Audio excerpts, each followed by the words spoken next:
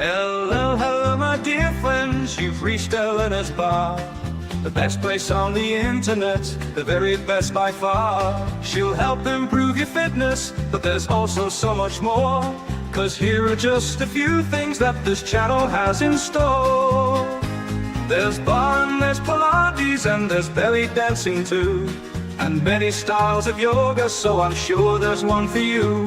Then watch her practice pianist string from right within her home. She's in such big condition, she'll outrun the metronome. Elena's Barre, Elena's Barre, the best place on the internet, the very best by far.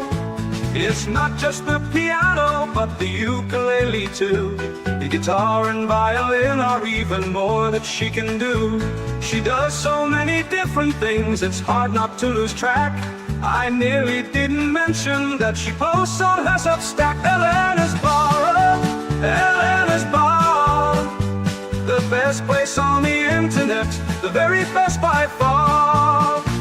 Yet controversial topics may be brought up for discussion, but try not to provoke her or she'll swear at you in Russian. And sometimes certain topics can make quite a big impression, so remember you take part at your own risk and your discretion. Elena's Barre, Elena's Barre, the best place on the internet, the very best by far.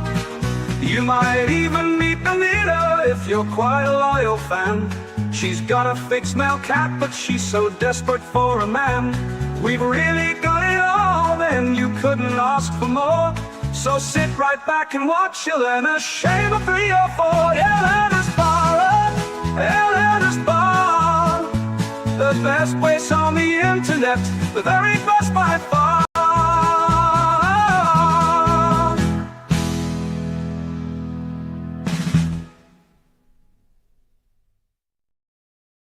Hello, hello, my dear friends. Welcome back to Elena's Barre and the resurgence of sanity. How are you doing, guys, today? Great. Great. Nick, how are you doing? Oh, he's drinking. Okay. Sorry. Perfect timing. I wasn't watching. Okay. Well, darling, how are you doing? Did you sleep all right? Yeah, I slept pretty good last night. Oh, okay. These allergies, I'm so sick and tired of them. I still have another month to go with the grass allergies, guys. Anyway, well, we have an interesting topic today. It's fatherless children, and we are hoping to get a guest speaker today, but I'm not sure what happened there. Anyway, let me welcome everyone. Tacticus is here. Great to see you. Then the Smoking Patriot. Thank you guys so much for joining us. Remember to please like, share, and subscribe. It helps the channel a lot. And yeah, guys, you have experience of being the fathers, right? So tell me what is happening to your children when they're being raised by single mothers. I know we've talked about these topics before. We are just revisiting some of them, and yeah, I still hope that Vlad will show up here shortly. Steve, why don't you tell your story? Well, I have 2 adopted children from my first marriage. She falsely accused me, and so I haven't seen them for 15 years. Okay, well, they're doing what they're doing, but kind of, you can kind of see what they're doing. I have a daughter in medical school. Mm-hmm. I'm not proud of that. Why the hell is she going to medical school? I'll tell you why. Her mother brainwashed her into, oh, you need a plan B. You can't trust a man. So therefore, that's what she's going to do. And she'll end up making more money than him. And gee, do you know the reputation of people who work in the medical field? Oh, we hear a lot about nurses. I don't think the doctors are much different. And so you got a husband who's not a doctor and a doctor woman who's out there mingling with higher income, higher achieving men, this doesn't seem to me to be a good idea. Well, and they're not necessarily healthy there, right? They might have the high status, but they are in the hospital. I mean, something might be wrong with them. Well, I'm just talking about the doctors and the nurses. Yeah, I know, but if it's yeah, true. Yeah, it could also be the doctors, but also the patients, you know. I've seen some You movies. have your guest there. You better invite. You better welcome him in. Yeah, Vlad is here. Great to see you, Vlad. Thank you so much for joining us today. Yeah, tell us about yourself a little bit, because I've been following you on social media, but I'm not sure the guys know you. Sure.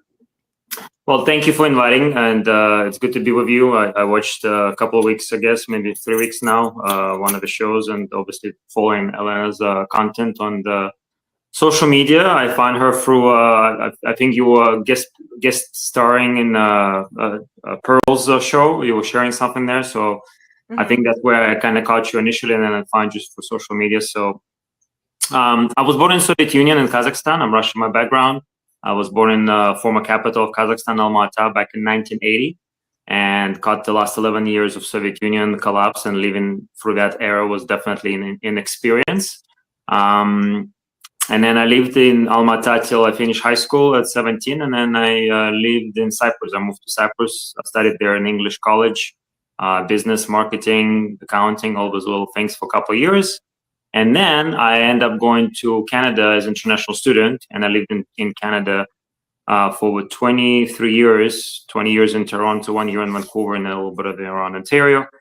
Throughout that time, I also traveled to the United States as a health coach multiple times, California, Florida, New York, and the last almost 2 years I spent in Mexico. I actually lived in Playa del Carmen, just outside of Cancun, for close to 2 years. And besides being a health coach, I'm also a father. I have 3 children with 2 baby mamas. I don't recommend, but that's just what happened. Wow. We are going to talk about that. Okay. That's part of a discussion for today, but that's just part of my life. And I definitely, I think by nature and nurture, I'm not the person that likes to give up on things. So I have an idea of having a good, healthy family, you know, with the wife, with the children. So I'm still willing to attempt one more time to find a good woman and start a new family. In the meantime, I'm trying to deal with fall out of custody with 2 other baby mamas. Wow. So Where do your children live? They are in Canada. They're in Canada. My son, from my first woman that I was with, has been ongoing custody battle all his life. He just turned 9 years old. And then my second baby mama, she was with me through the challenge of the custody for the first son, and then end up turning on me and siding with the other one last 2 years. So it's been definitely an experience. Wow. Yeah. So Vlad, I have a technical question for you. Are you still paying, even though you are not married to neither of these women? Are you still paying the child support and the alimony? Great question. So I only have paid child support for my son, so to the first baby mama, and I paid until the lockdown. So we're talking about 5 years ago, and the reason why I stopped contributing is because she withheld my son one more time. So, you know, if you're gonna keep my son away, I'm not gonna be paying anything, and we have a whole custody battle for the last 5 years for the custody of my son, and I can discuss that a little bit more in details as we go forward. But for my daughters, I don't have court orders for the daughters, anything happening yet. And at the same time, I'm in a position where if my children are not with me, I'm not going to be paying anything, because if you're withholding access, you kind of cutting the any rights to anything that's coming from my side. That's kind of how I look at that. People don't like that, but for me, if you're not going to be playing by the rules of sharing access and custody that's supposed to be divided, then you relinquish any claim for anything else under the kind of common dynamic that might happen in separation. Wow. So what does Canadian law say about that? If you withhold custody, sorry, if she withholds custody and you refuse to pay the alimony and child support. Yeah, I mean, my case is pretty unique just because I've been conducting myself as much as I can outside of the system, even before the lockdown. So I'm not your typical guy that just has a job, has a paycheck, and then the government can easily go after the person if they want to get stuff from him or her. So, in general, I have friends that their income got garnished regardless of access. So I have one friend from Nova Scotia. So my case is in Ontario, Canada. I have a friend from Nova Scotia where the ex-wife withheld access to 2 of his children, and he had to pay the child support. And even though he refused, they just garnished it from his paycheck. So you have no rights to you have nothing to say. If the government wants to take money away from you and your children at the same time, they're going to find justified way to do it in Canada, unfortunately. Yeah, that's an abomination. The state has usurped the authority over the household, and the household never got a say in it. Yeah. The fathers got screwed, and the authority was taken from them, which belongs to them by nature. Yeah. And then so basically what that means is the state aids the woman in kidnapping your children. That's what it is. It's man stealing. Yeah. And then they force you to pay the kidnappers.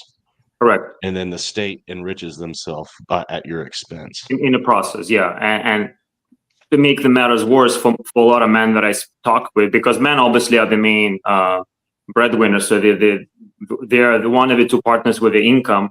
And I think it's even the same in the United States, but definitely in Canada.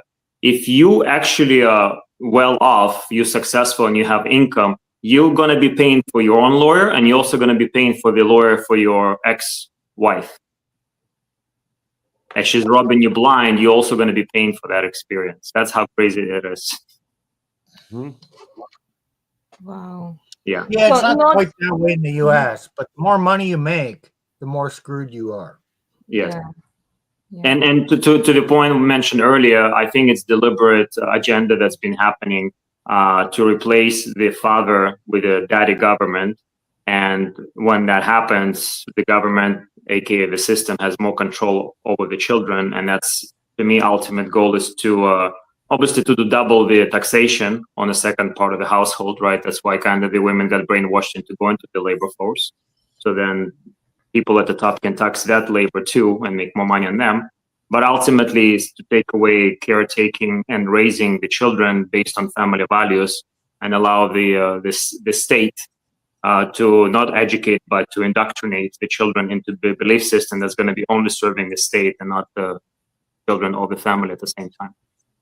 Well, it does, but it's extracting money from the man. Sure. It doesn't all go to the woman, but it's enabling her lifestyle. But they're actually money mining him.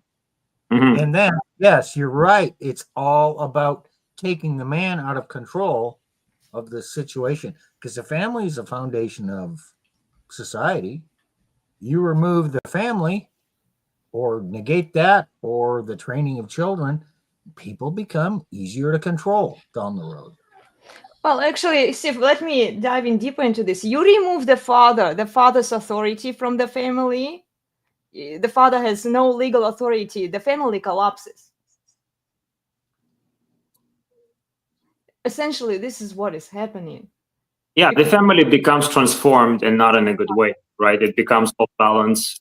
And when you take out the father's role as nature and nurture created is for us to be the one who creates structure, discipline, and accountability. So now if you're going to be raising children who are going to be adults and actually continue building this world, if they have no structure, no discipline, no accountability, that's why you see degeneracy and just complete fallout of the Western society in the free fall at this point, almost.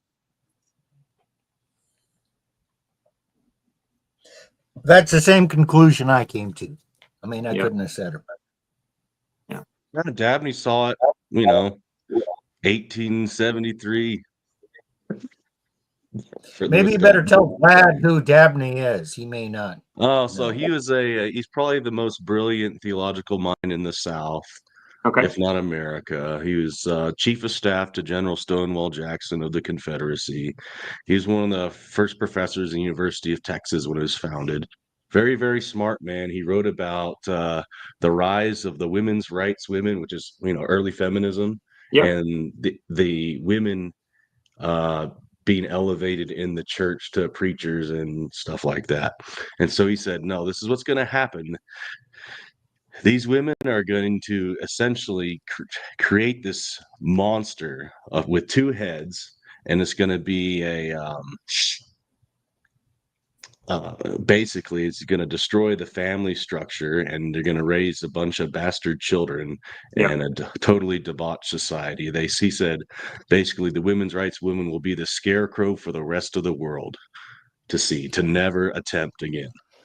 When did he write that? It was either 1873 or 1879. I get the articles confused. So And in summary, the phrase I love about that is marriage. I got the quote. Marriage will be reduced to a vagrant concubinage. Interesting. Oh, I got the Dabney quote. There we go.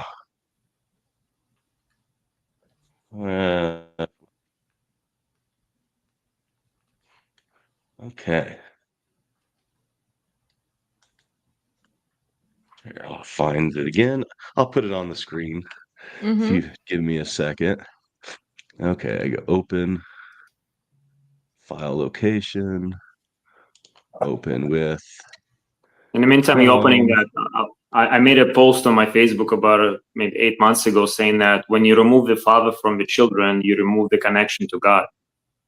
And I got attacked on that, and I'm like, why are you attacking me when that's a fact? It is it's That's women what who C.S. have. Lewis was talking about a lot too, I think. Well, to the reason that you got attacked is because to many people's minds, removing the connection to God is a good thing. Unfortunately, the evil ones, yes. There's a lot of that out there. But then I got attacked by the same feminist that's kind of been writing the code of my second baby mama now, because I make all this public on Facebook. I leverage Facebook to the max in terms of showcasing my personal struggles and showing what's really going on there. But yeah, they were saying like, well, no, the connection to God can be for the woman as well. I'm like, well, Wrong quote. Sorry, Yeah, I pulled the wrong quote. I'm going to find it. I mean, the way I explain that, go back to the Gospel of St. John.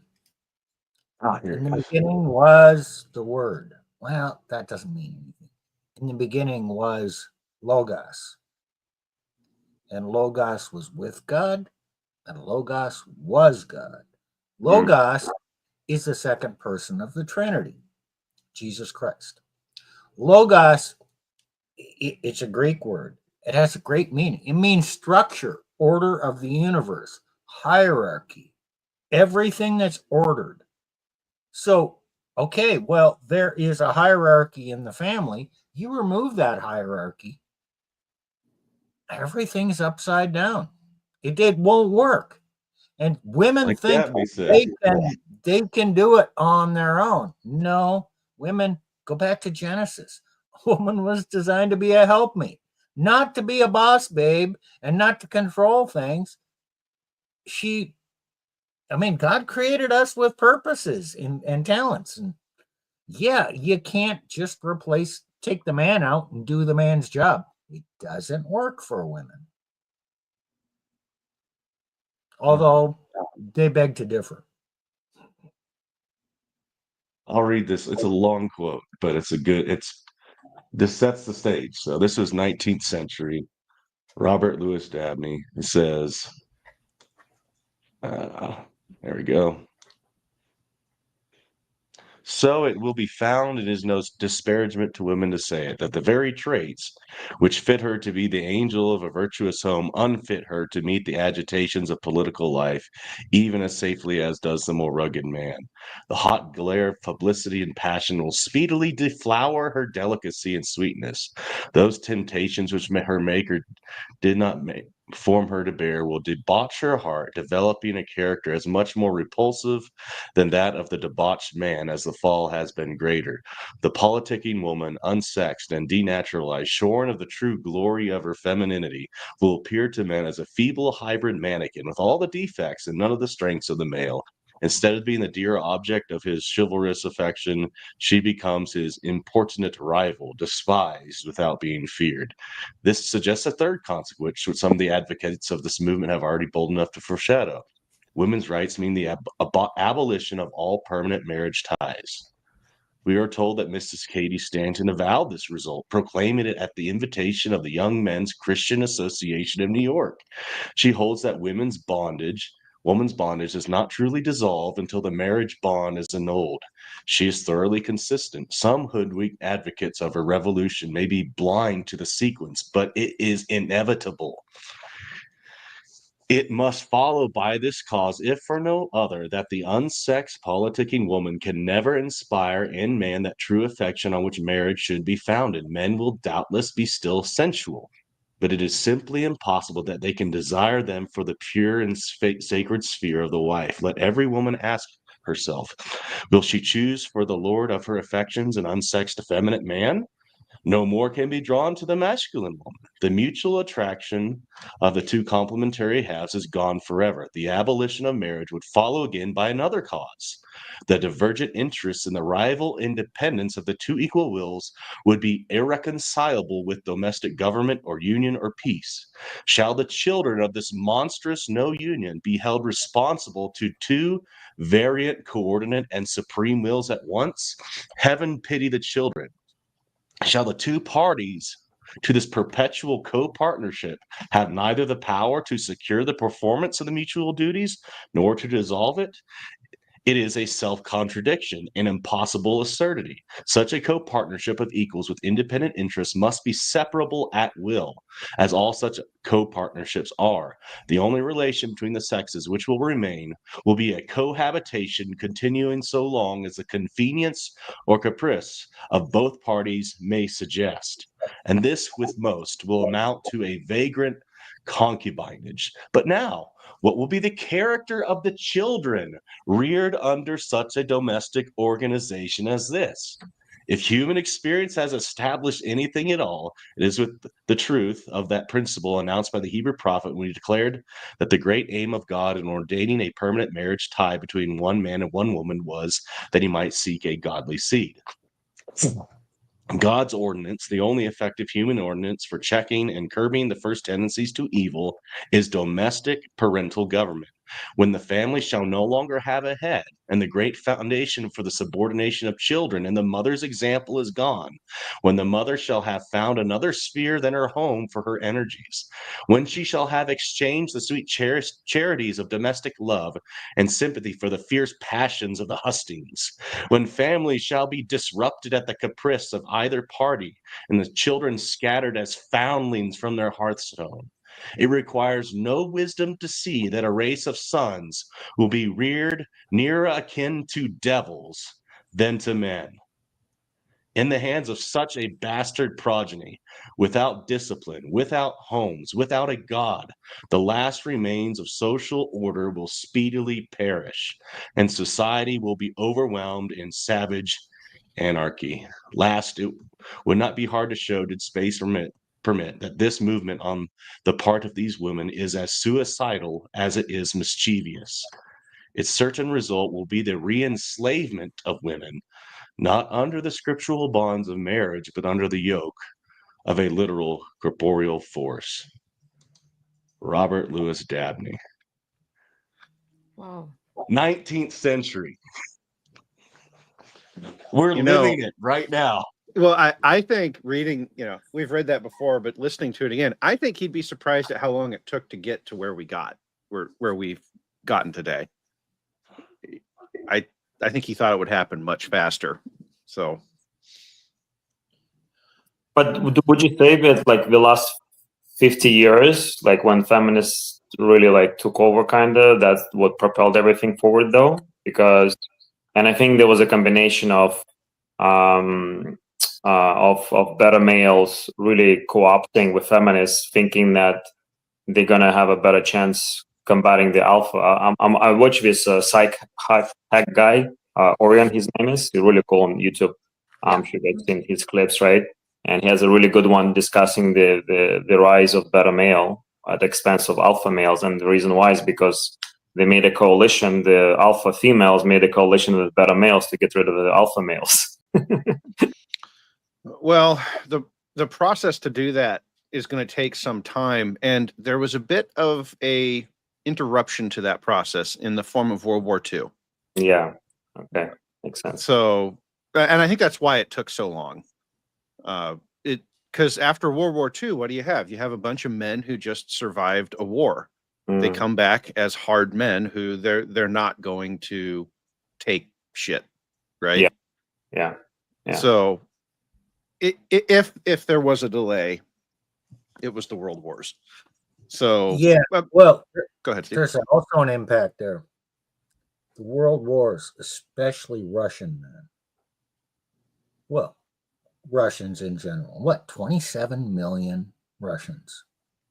Yeah. And those were the most virile alpha men who volunteered. It was the same thing in Europe. Over the last 150 years, it's all the best men who went to war and got killed. So, and those were men who were raised by fathers, strong, hardy, probably principled men. Yeah. And I think we're feeling the impacts of that as well. That's actually a really good point, because if you think about this, I mean, there would be the alpha strong ones going to the front lines who stay behind the lines, right? Not as strong or committed to maybe standing for freedom, and they end up raising the next 2 or 3 generations, right? Right.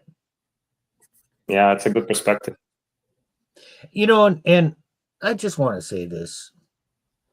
The men on both sides of the war were good men. Yes. I mean, the German men who fought, most of them were good men. The Soviets, or Russians, who fought, most of them were good men. The French, the Americans, all of them were good men, and they were just thrown against each other. And now we're taught to hate. Oh, we're supposed to hate Russians now. Yeah. You know what? Russians, Iranians, they have the same desire as we do. 100%.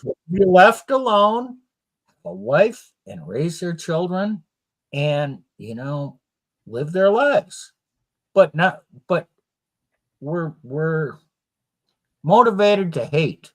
And really, men around the world have much more in common than we have differences, because this feminism, this attack on the family, is being felt everywhere. Mm-hmm.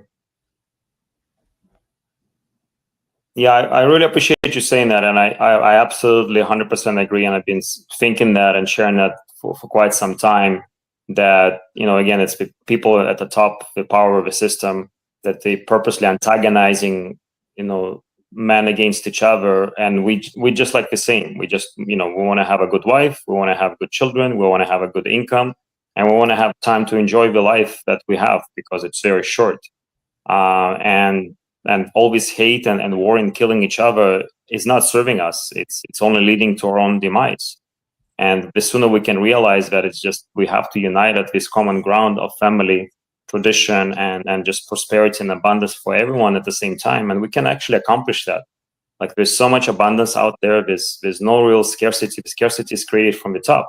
Again, being raised in Soviet Union, I always share this story that at 8 years old, so we're talking about 1988, I was going to the store with food coupons. to buy groceries for the family at 8 years old. First of all, as a child, you go into the store to buy food for your family. I don't see any 8 years old going and doing family grocery shopping here, right? I'm in Miami, by the way. I've been living in Miami for the last 6 months. I'm in Miami, Florida right now. But I was, and then when I'm talking about food coupons, I'm not talking about having monetary value.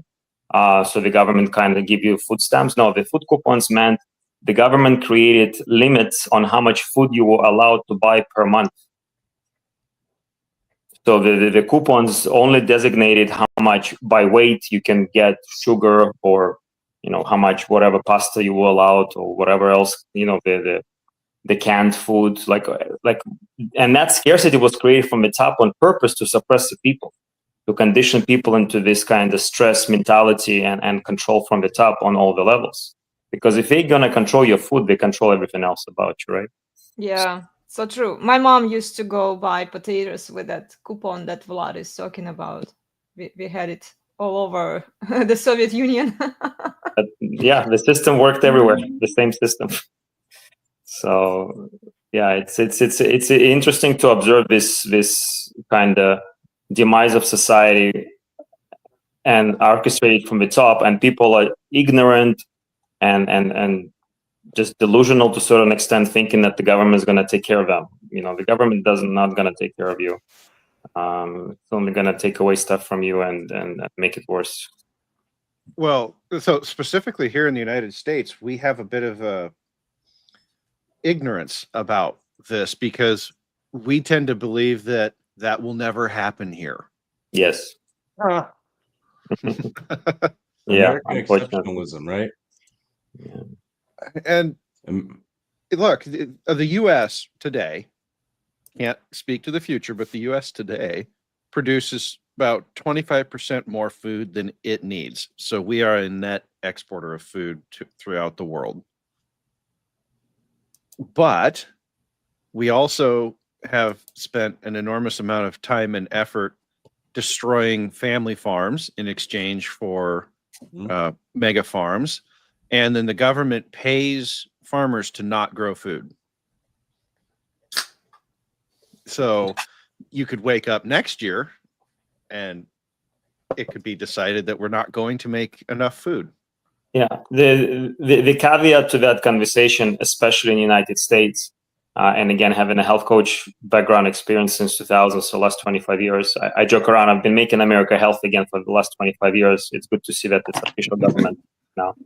But I knew from a long time ago that the food industry is owned by the pharmaceutical industry, and it's all owned by the same people that owned tobacco before. So it's all kind of few handful companies, and specifically in the United States, they create like a lab experiment almost, where they're feeding people garbage. When you're talking about, having more food, I would question what kind of food are we talking about here. If it's mass produced from the factories, I wouldn't even consider it to be food, because, that burger comes from like 1,000 different cows, and it's not really made in a way like it's supposed to, right? But on a conversation of organic, traditional farm food, like you said, the government actually going out of their way to destroy them, and that's again leads all to the control and power to the top people that they are there for whatever different reasons. Oh yeah, I was only talking about volume, not quality. Exactly, right? Exactly. Yeah, you know why I'm so messed up?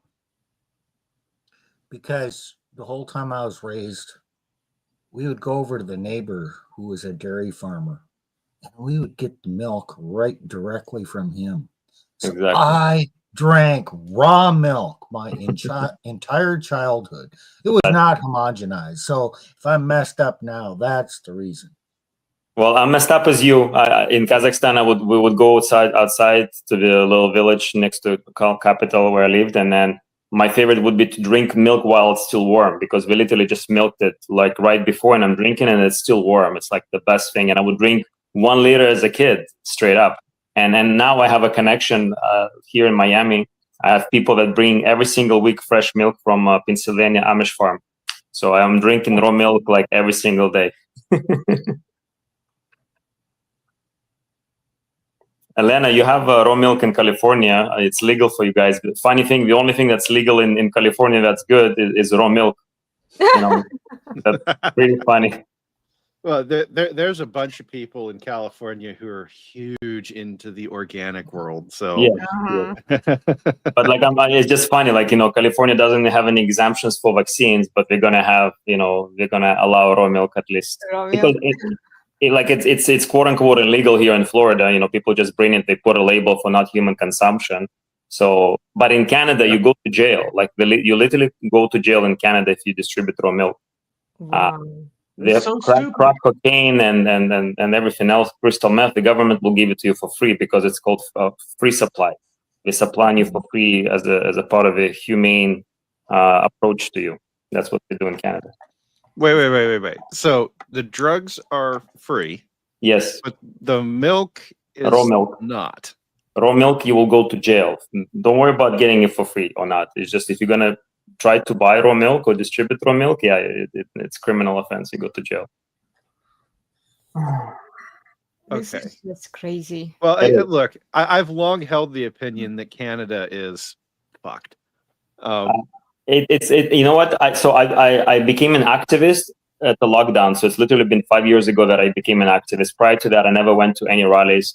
I've been a health coach, so I would educate people kind of one-on-one or in my small groups in terms of the, criminal pharma and how much the government or the pharma doesn't really fix you. The doctor is called a sick care, not health care. But I wasn't like active like I became since the lockdown started.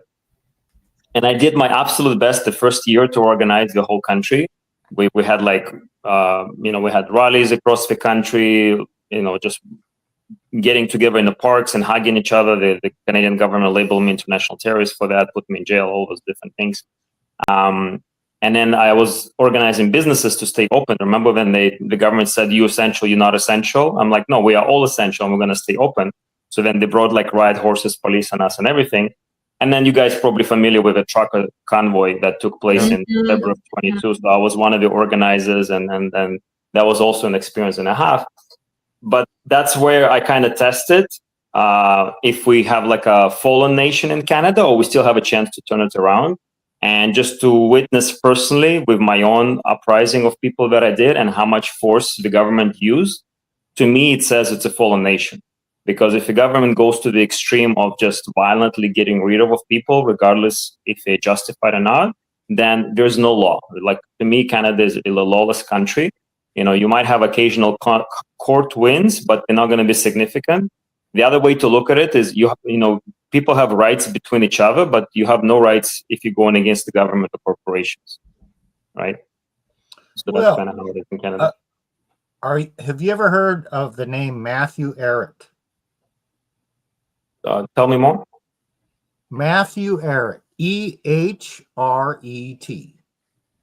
Just tell me more what he does and stuff. Okay, he lives in Montreal. He has a YouTube channel, Canadian Patriot. Mm-hmm. And he's done a lot of research on Canadian history. Brilliant guy. He was part of the LaRouche group. So that's his economic mindset. But his basic theory is Canada is not a country. It never has been. Sure. Canada is really controlled by the crown. Mm-hmm. Yes, you got this parliament, you got this prime minister, but they take an oath to the queen. Everything is still controlled by a privy council. Yes. Yeah, that's all accurate information. Yeah, parallel thing. I agree. And then each province is kind of independent of other provinces. They have tariffs going between their provinces. Yes, they do. That's the joke that people don't even know in Canada. The surface of the Canadian, what is Canada? You go, wow, this is a crazy place. Is it really a country? Yeah, it's debatable. Yeah, I absolutely agree. There's another good documentary. It's called Myth is Canada, made by this Doug Force guy. Really cool too. There's a lot of conversation about that. To me, honestly, again, being an activist for the last 5 years, I learned kind of within my first year that pretty much any country can have a constitution, but unless there's enough people that kind of agree to play by those rules, it means absolutely nothing, right? Because if it's going to be, one person can do this, but the other person cannot do that, then it loses all the value and the power that it's supposed to have, in my opinion, at least. Well, Nick came into this group. He follows Rich Cooper, who's up in Ontario, Toronto area. Mm-hmm. And he says a lot of the same things about Canada is not a great place to live, or certainly to raise a family. Yeah. Yeah, it's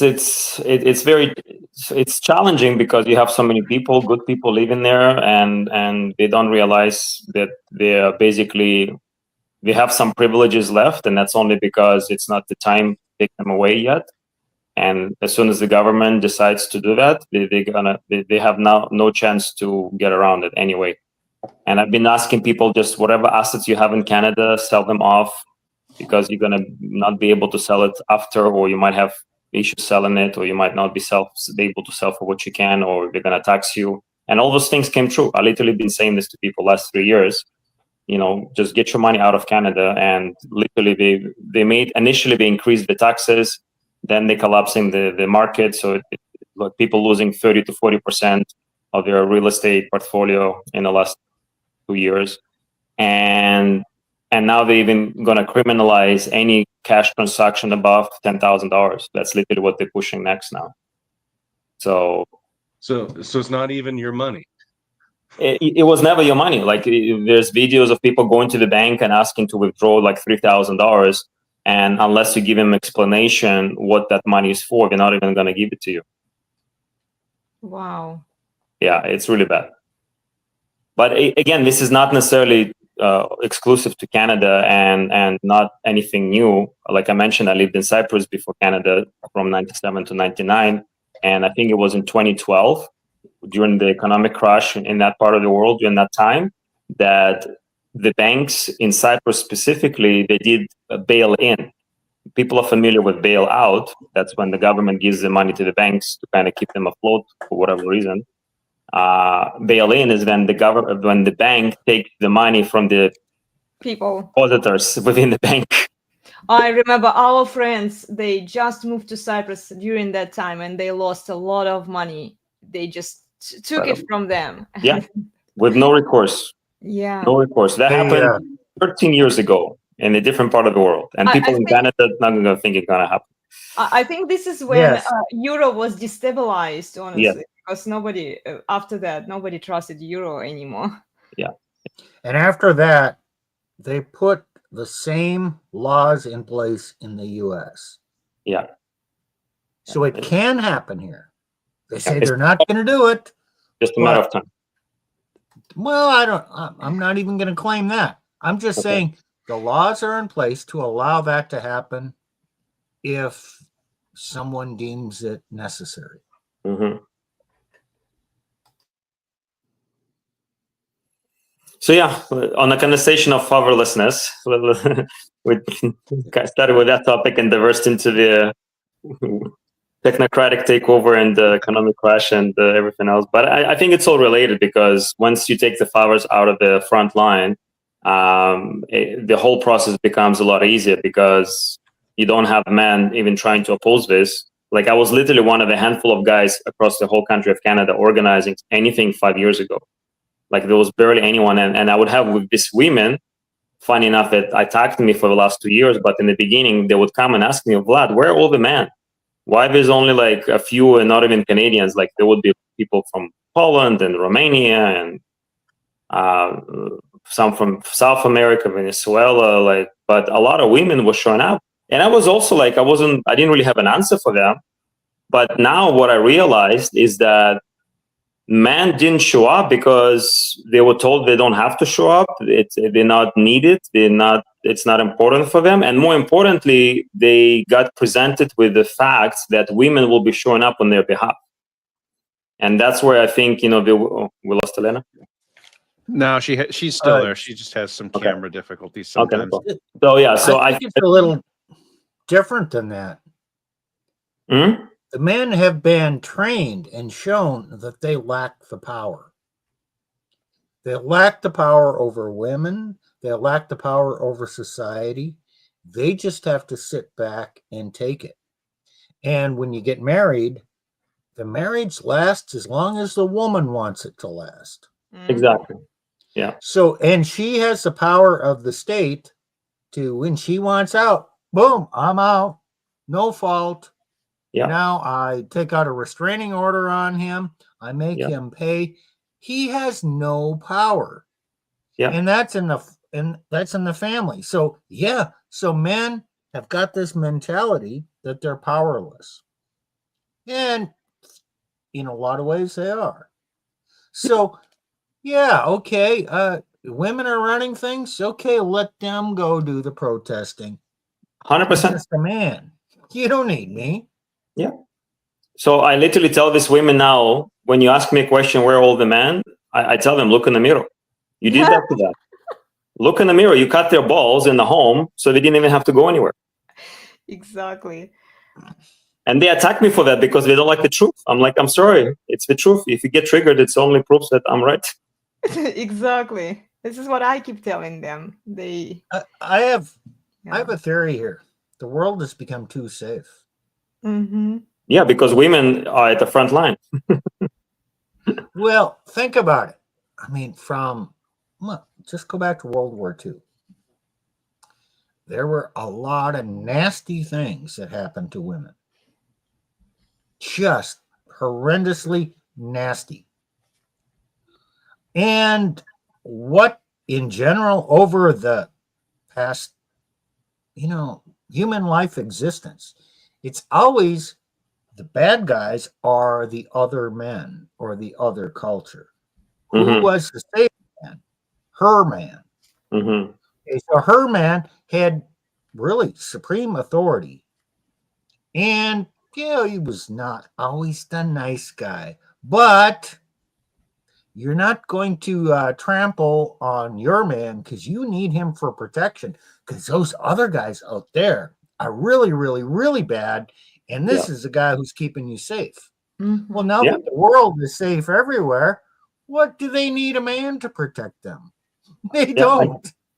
Well, and they even say it. We don't need a man for financial provision. We don't need a man for physical protection, because if they tilted the system to protect them, then why would they need a man? They just want a man, Yeah. So yeah, no, I was thinking exactly the same thing, Elena. Like when all those questions asked of women if they need man, they say no, and then the questions asked of men if they need the woman, they all say yes. But I 100% agree. The reason why is because they really don't need the man anymore. So they're just being honest for a chance. They're actually saying the truth and not lying about it. Well, okay. I'll push back on this a little bit in one specific way. The women say they don't need a man. Yes. But who do they call? Well, who do they call when they have a problem? 100%. What they say and what they do, they are not the same, guys. Not the same. Same way as again, it's very common knowledge that women hate working for another woman. Women hate having a woman as a boss. Women always prefer to have a man as a boss, because it's going to be very different dynamic, even in sense of taking accountability and being more considering and having some empathy. It's incredible that actually shows more within the man, especially in this corporate world where everything is so like feminized anyway to begin with. But yeah, it's interesting to observe this dynamic where women obviously say what they say, but obviously don't mean that. And at the same time, when they hear them saying it all the time, they believe it even more. So it's like a catch-22. They can't get out of it because they're feeding their own bullshit and it doesn't stop.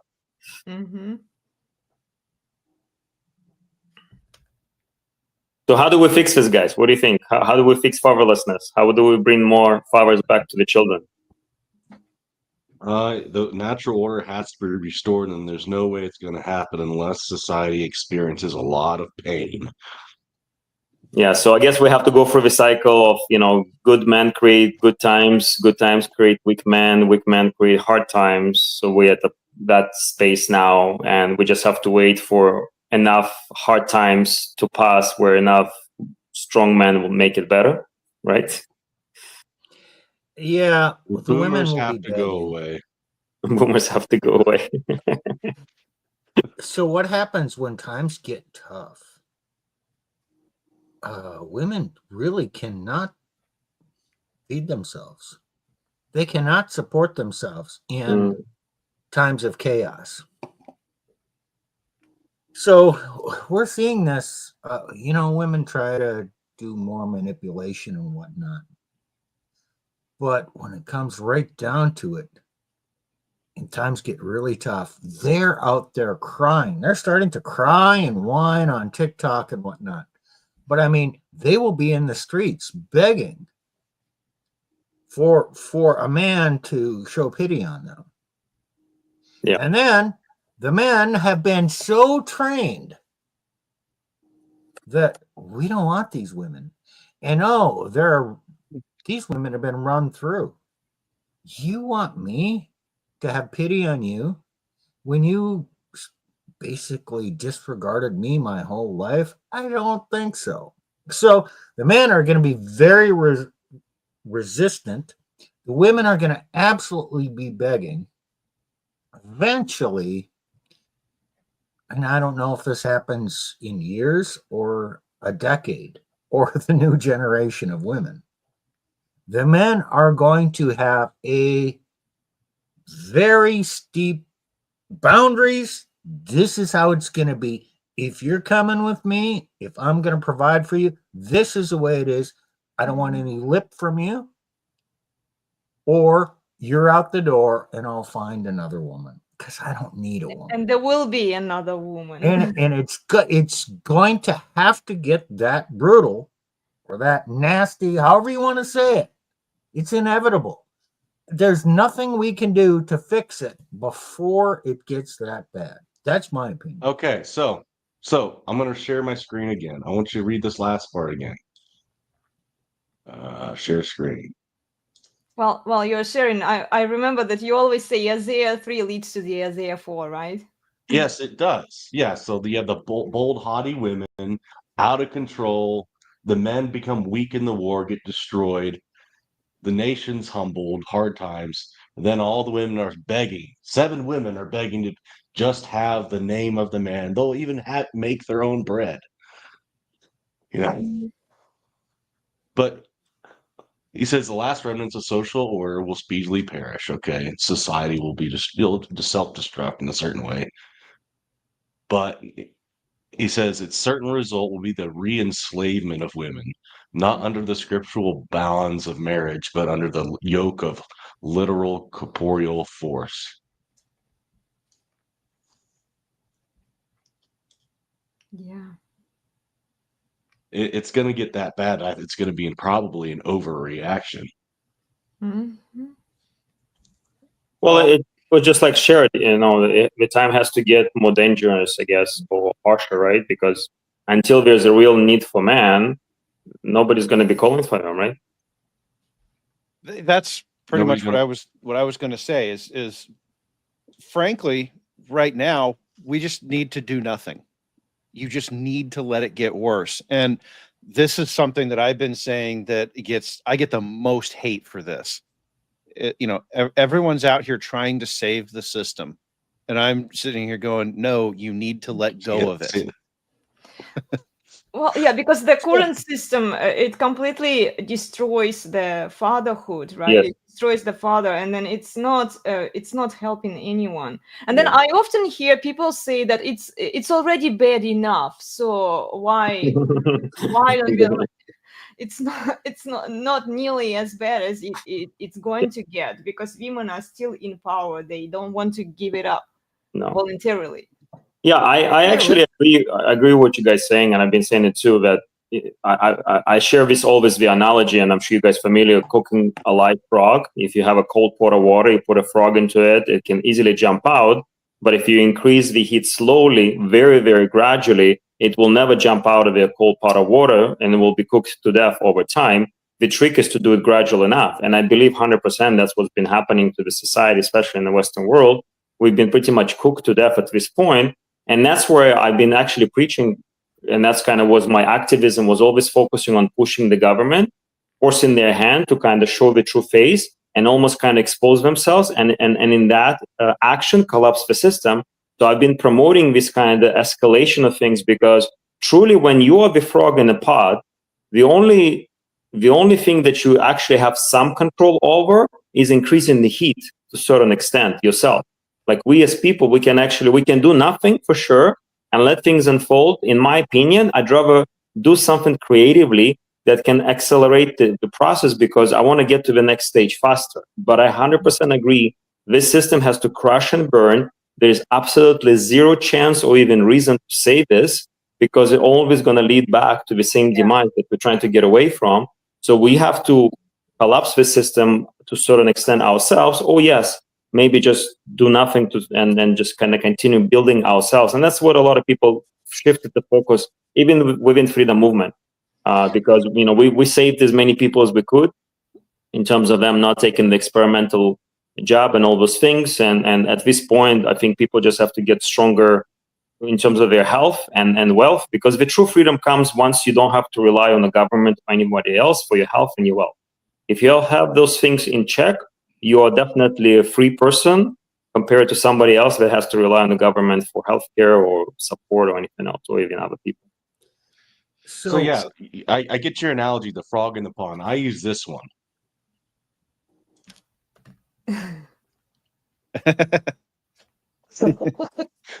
We're trying to put band-aids. We're trying to band-aid a problem that can't be bandaged over. We think, it can be fixed. No, your arm's cut off. No, your other arm's cut off. No, both your legs are cut off. I can still fight. Let me point out what happens.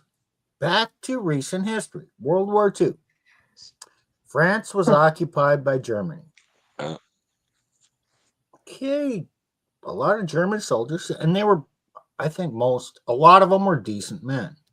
What did the French women do during the occupation? They fraternized. That's a polite term.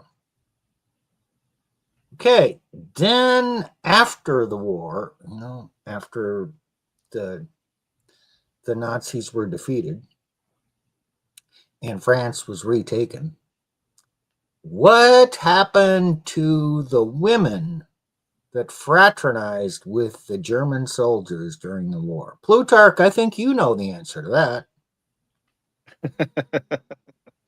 that. They were, the most common punishment was they had their hair cut, and they didn't kill the women; they shamed them, because you don't kill women because eggs are rare commodity, but they would cut their hair, they would tear their clothes, those kind of things. So it's public shame. It was like and men would not. The Frenchmen would not be seen with them. Those women had to basically beg for scraps to get. So men, when they retook the power after all the chaos, they imposed boundaries and punishment and repercussions.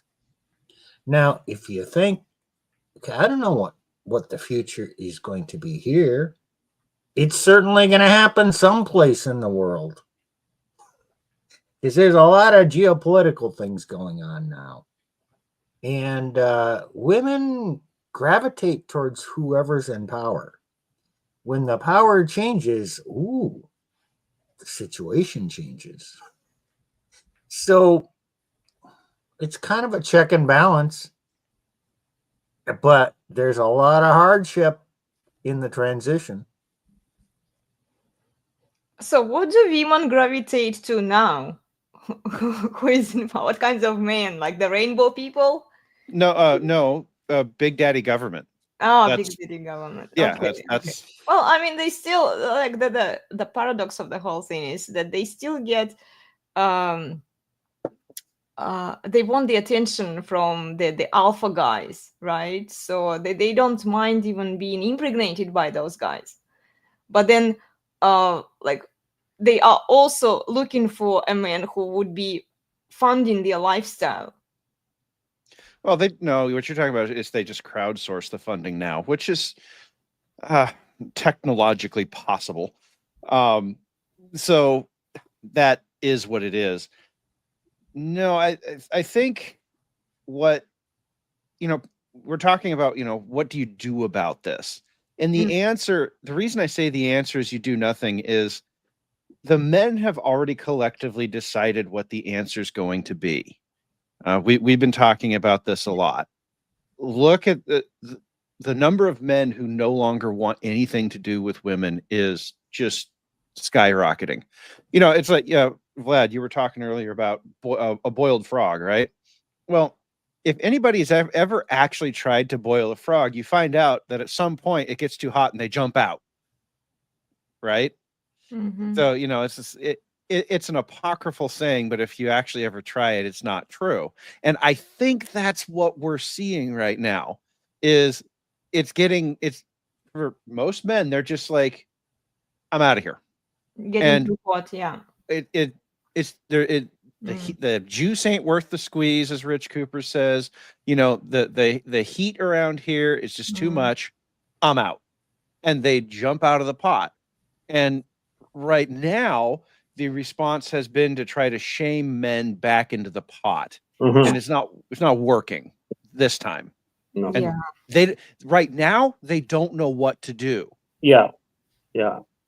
I agree with you for sure, in the sense of there's a lot of jumping out of the pot now, because there's superficial pot for every single man out there, or at least alpha male, that's been cornered into the pot to begin with from childhood, right? From early age, boys in the kindergarten, obviously get conditioned into this feminized world. And at the same time, I think it's a combination of they needed the technology to kind of usher this agenda. And I think they were arrogant and ignorant at the same time, thinking that they're going to be able to control the technology to prevent us from using it to our advantage. And that's where I think the fallout came in, because we were so good at leveraging the technology to spread this information. And awareness is the first step in anything that you want to create a change in. And I think, people have been very good at sharing information and sharing the knowledge and waking up, quote unquote, literally almost to a certain degree, with some people waking them up to what's really going on. And I do believe, rational people presented with information that makes sense, they're able to change their mind. The propaganda works only to a certain extent. Again, being raised as a Soviet child, like, I was brainwashed from birth to think that Lenin was my actual grandfather. Like, I actually thought that Lenin, the dead mummy that was responsible for killing millions of people in Royal Russia, right? The Bolshevik Revolution from 1917, was my actual grandfather. I always quickly share this story that when I was from Almaty, Kazakhstan, we flew to Moscow when I was like 3 years old with my mom, my dad. In February, I really wanted to go see Grandpa Lenin at Mausoleum. And I was told that we can't go because it's February and it's very cold. And the lines is 4 hours. And my mom told me that I had a meltdown. I wanted to go so bad. And that's how conditioning worked on a child from birth, raised in Soviet Union kindergartens, with cartoons, with books, with everything. So what I'm getting to is that, man been brainwashed into this world with all the movies and normalization of abortion. I'm really big into pro-life activism as well. I made my mistakes, abortions of some of my children that I definitely regret more than anything in this life. And I kind of came to this side where I understand now things how they really are. But I believe, I had those views because I was brainwashed into the thinking that abortion is not that big a deal.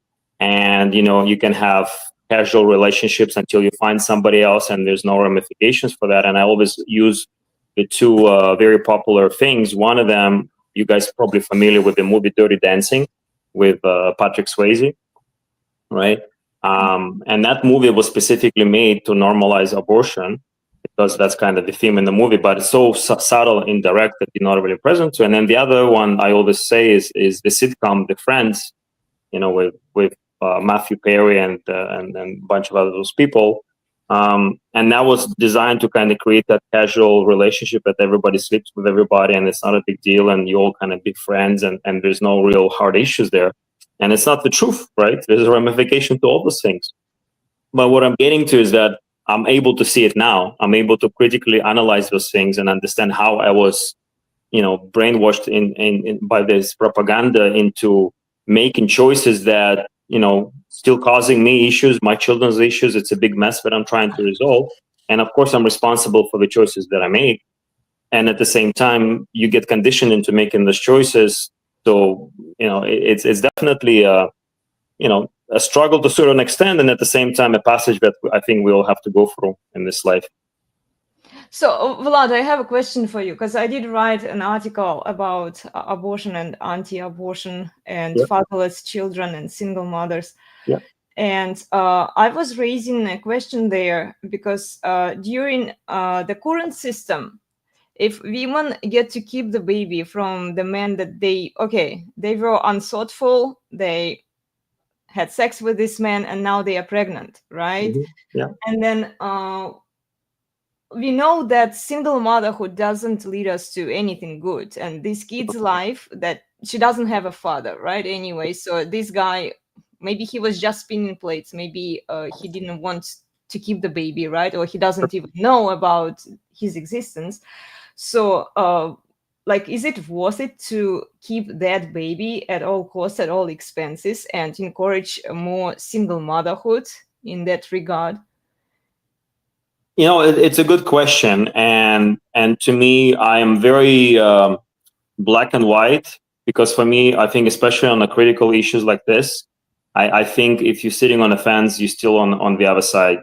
It's like when there's a metaphor. The person sits on a fence, and there's a devil on one side, and God is on the other side, and the guy says, well, I'm sitting on a fence, and to God, if you're sitting on a fence, you're not with God, you're on the devil's side. So on that conversation, I'm pro-life 100%. Of course, it's responsibility of both people having sexual relationship and understanding a child is, very highly outcome of that, interaction. So you want to take responsibility and understanding that if a child comes, then, both people should be responsible.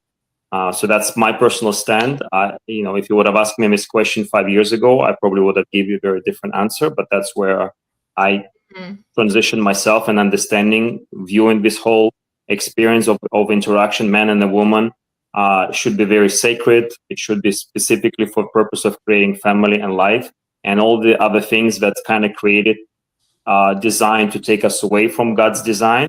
And it's definitely leveraging our flesh and our desires, and those are selfish, of course. And they instead of pushing forward the desires of the flesh, we should be pushing forward virtues. How much marketing out there is created to push virtues forward, like being abstinent and being loyal and being honest. No, like everything is about degeneracy in this world. So yeah, I have a very strong stand now, and I would say in the last 5 years, that's kind of how it unfolded for me. And I want to keep more men. Elena, you've been asking that for a while, and it just kind of came to me now. Terminating, you're making a judgment. Oh, that child's life would not be good, so let's terminate it. Or I would have to bear the cost of that child, so terminate it.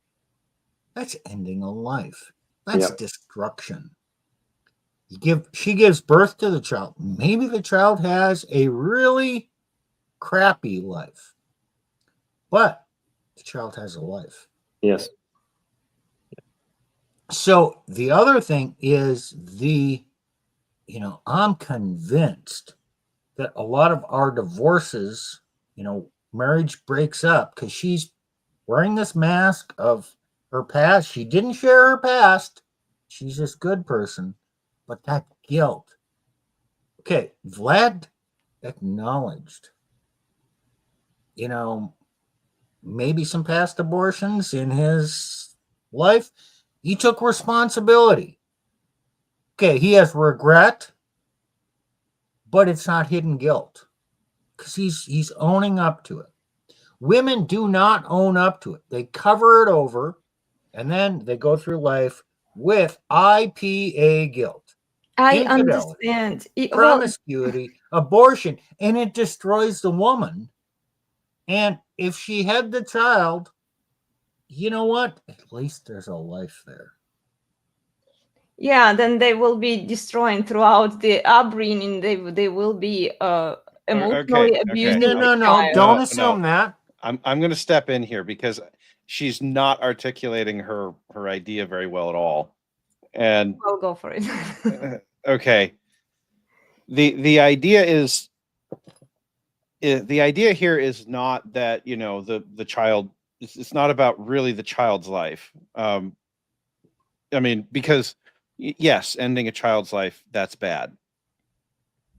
I think what she's really trying to get at is more along the lines of, why are we making it so easy for women to have children that they are going to basically offer up to the state?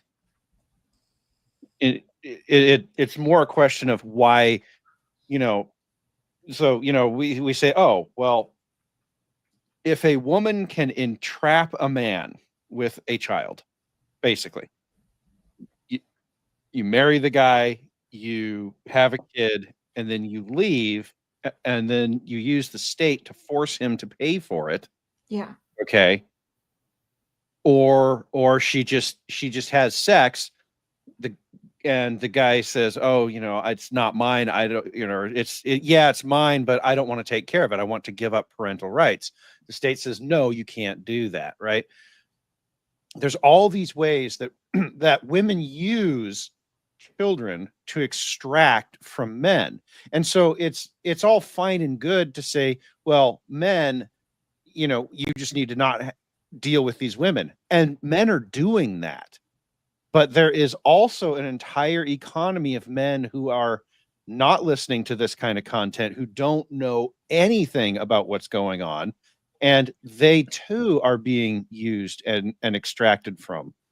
And I think that's more of what she's getting at.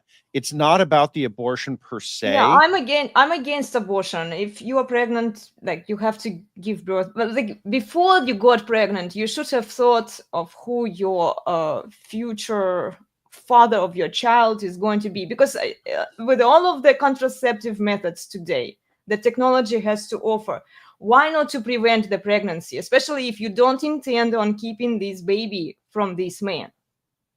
You open your legs, you know, like, you accountability for women. You know, it always used to be contraception, always was woman's responsibility. She didn't want to get pregnant, she wouldn't be fucking around. Elena is against the exploitation of men. Yes. And children too, because like they are essentially using kids to extract more resources from their ex-husbands, and then also from the government, even with single mommies, with all of these welfare programs that are supporting single mommies. They're like, okay, we are convincing the low quality women to keep the babies, that they don't care. You take the custody away from them, you take the alimony away from them, you know, they have nothing. This is why it has to be destroyed. Yes, exactly. The current system. It has to be starved, has to be destroyed, because it doesn't even, modern marriage is not even marriage at all. Marriage is designed a certain way, and they forfeited coverture, which is a protection. The woman is covered under the protection and authority of the husband. And under the understanding of marriage and coverture, if a woman was not married and opened her legs, the father had no rights to that child unless they had some sort of arrangement. She could have no access to any resources whatsoever because she was not under coverture. She had no coverture. Yeah. And there was a term for those children. Yeah, bastards, right? Bastards, yeah. Yeah.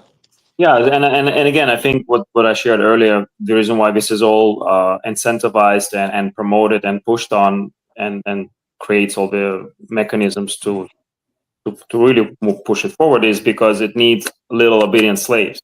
So if you just need cogs in the system, you know, just NPCs, you know, non-player characters, just like a brainless, without internal dialogue people, yeah, the best way would be children without a father, or just raised by you know, kindergartens and whatnot, and brainwashed by the media that is curated to have this consumer culture that's going to be living in 15-minute cities and eating slime food that's made out of partially humans.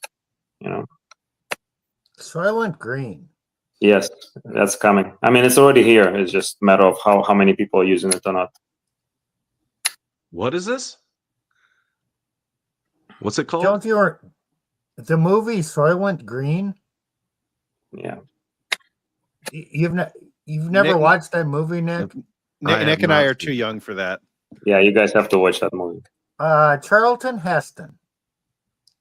It's a society, and he's being hunted, and they're paying people to go to these death centers, and it's all drama, and he escapes and he goes to the factory where they're making Soylent Green.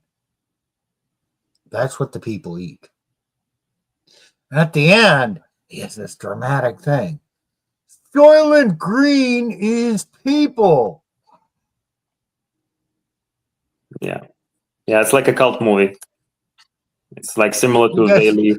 They Leave. Have you guys seen They Leave? Right, with your glasses. The movie with the glasses, that you get to see the whole propaganda and little Yes. aliens. I have seen that. I One. have not seen that Yeah, one. yeah, I've seen that. Yeah, I've seen that one. Yeah. Yeah, They Live. Yeah, the documentary. It's a documentary for sure. But yeah, I agree with you guys. It just has to crash and burn. So that's what I'm personally focusing on. Whatever happened with my 2 baby mamas and my 3 children, I'm doing my best. But I cannot go back to Canada, and they're purposely in Canada, and they're using my children as bait to force me to go back to Canada to maybe see my children. I'm like, you guys are pathetic. So They kidnapped your kids, basically. Yeah, basically stole your kids from you. Yeah, I say this publicly, and they have a whole monkey crew there, whatever they call it, the flying monkeys. That they trying to argue with me that it's not kidnapping and this and that. I'm like, you guys are pathetic. Well, I'll have that argument any day long. I have a public challenge to any civil magistrate on natural law and father custody.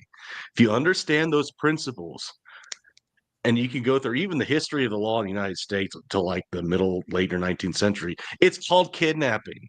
Yes. It's always been understood as a form of man stealing. Mm-hmm. But yeah, they don't want to have that argument, because then they'll show that their arguments are based on hot air, mere consensus, not standard, no actual principles. Yeah. Another idea I have, guys, anti-abortion activism and shaming of women would work in a different social order if we had patriarchy in place. Yes. That would make sense, you don't want women to abort the babies, but in whatever the hell is going on right now, it's like they're going to do what they're going to do, even if you tell them don't do it. If they don't want to keep the baby, they can always go to a different state, and there are corporations that pay for abortion. Yes. You just have to remove the safety net. Exactly. Women, the truth is, women need to feel a lot of consequences for their behavior. When you remove all consequences from a woman's behavior, she's not going to follow any boundaries. Yeah, there's no accountability. Yeah, I really appreciate you saying this, because it makes so much sense. Because in the past, a father would raise his daughter with some structure, discipline, and lessons on accountability, so then that woman can have, sometimes, not always, experience that, and then kind of live up to that standard. But because we don't have that existing anymore, the world has to kind of force the consequences on these women, but otherwise nothing's going to change. I really agree with you on that perspective. Yeah. Women, historically, a man, he, biblical times, I guess he became a man at 12 years old. In modern times, 18. And the Catholic Church says this. Once he's 18, the father, you can advise him, but you can no longer command him. A woman is a different story. A woman is historically under the rule, protection of her father until she's married. And what happens in the marriage ceremony? Who gives this woman? The father. The father, who walked her up the aisle. What does he do? He takes her hand and places it on the husband. That's his blessing. It's basically saying, hey, I'm off the hook now. You're in charge of her. So her authority was never her own. It was either under her father and then passed to the husband. I don't make the rules. I don't make history, but this is the way it worked. But Steve, you live in a post-history society now. We get to make our own rules. Mm. Great. How's that working for you? Well, again, you see what's happened. The men are walking away, and then the women are sitting here crying in their soup about the fact that there aren't any men anymore. And all I have to say to that is yes, and that's going to get worse. Yeah. Well, they think that if they cry enough, and it might appear like it's working for them because there are so many simps who are still showing up, who are bailing them out. Even the ugly chicks get a husband right in their 40s, and okay, it's still happening. They're kind of slowing down. They are the ones who are slowing down the decline, let's say. Sure. This was always how it was going to be. I don't worry about that, because what the women are really complaining about when they say that there's no men is what they're really saying is there's no men of the quality I want. Why are you men forcing me to endure these low quality men that I don't really want? That's what the crying's about. To which the correct answer is let them cry. Yeah. A woman's tears have no effect on a strong man. Mm-hmm. Or they start LARPing. I see a Some lot of of us find this. it hilarious. Yes, Nick, that more than once I've laughed at Elena while she's being emotional. She doesn't like it when I do it, but It's funny. I see she's biting off the words over there. If you talk to a man and you say, okay, theoretically, here's a woman. Okay, you got your criteria for what you want. And she's like 70, she's got 75% of the criteria and all the important ones. Men would say, hell yeah, I'm signing up for that. I'm getting most of what I want. Sounds like a great deal. You ask a woman, okay, so here's this guy. He's got the essentials. He's Christian. He's masculine. He's got 75% of the traits you want. Oh my God. I mean, I have to settle? To which I would say, like, girl, be happy and be grateful for what you have. It's like, seriously. Well, Don't waste your breath. Yeah, the problem about being happy and not listening to other people telling you that you shouldn't be happy, right? Mm-hmm. Because the other ones are miserable. You deserve more. You go, girl. Exactly. You go, girl. You deserve a good man. He'll come. He'll manifest. Well, the interesting thing about that is that's what perpetuates the divorce cycle. Yes, 100%. Absolutely. So again, let it happen, because at some point in each woman's life, she's going to divorce somebody and she's going to be too old, and there's nobody left on the list. And that's when you start to see the 40 plus meltdowns of these women who cannot find anybody. I think it's already happening, and I think it's worse because I think they say by 2030, but I think we're almost there, that you have a woman between 25 to 45 years old, half of the population will be single and childless. Yeah, the math on it, 2030 is probably where that happens, because demographic math is just, I was in a fight on Twitter recently where somebody was trying to say, oh, well, we can just turn around the demographic math through basically a miracle. And I'm just like, well, okay. I will not be personally waiting for this miracle to appear. Because demographic math is once January 1st rolls around, that entire prior year is set. There will never be more children born in that year than were born in, there will never, and so it's like, I love demographics for that because of its immutability, but numbers don't lie. Yeah, exactly. Yeah, but I guess I'm not saying necessarily that means we're turning the corner and things are going to get better. I'm just saying things are getting really bad, where I think these women are realizing already now, not even a few years from now, that they really screwed up. That's why I think social media is full of those videos crying women that they messed up and they divorced their husband. And I think we're going to see this even more and more. And that's why I think too, like you have the younger woman who watching the same content and realizing that this is not the path for them, because you see all these women, and I talk to them. I live in Miami. I interact with all the women often enough, and I can see they're very disappointed. They're very sad because they've been lied to have a very wrong path in life and end up to be alone, childless, and depressed. That is what I would expect to happen.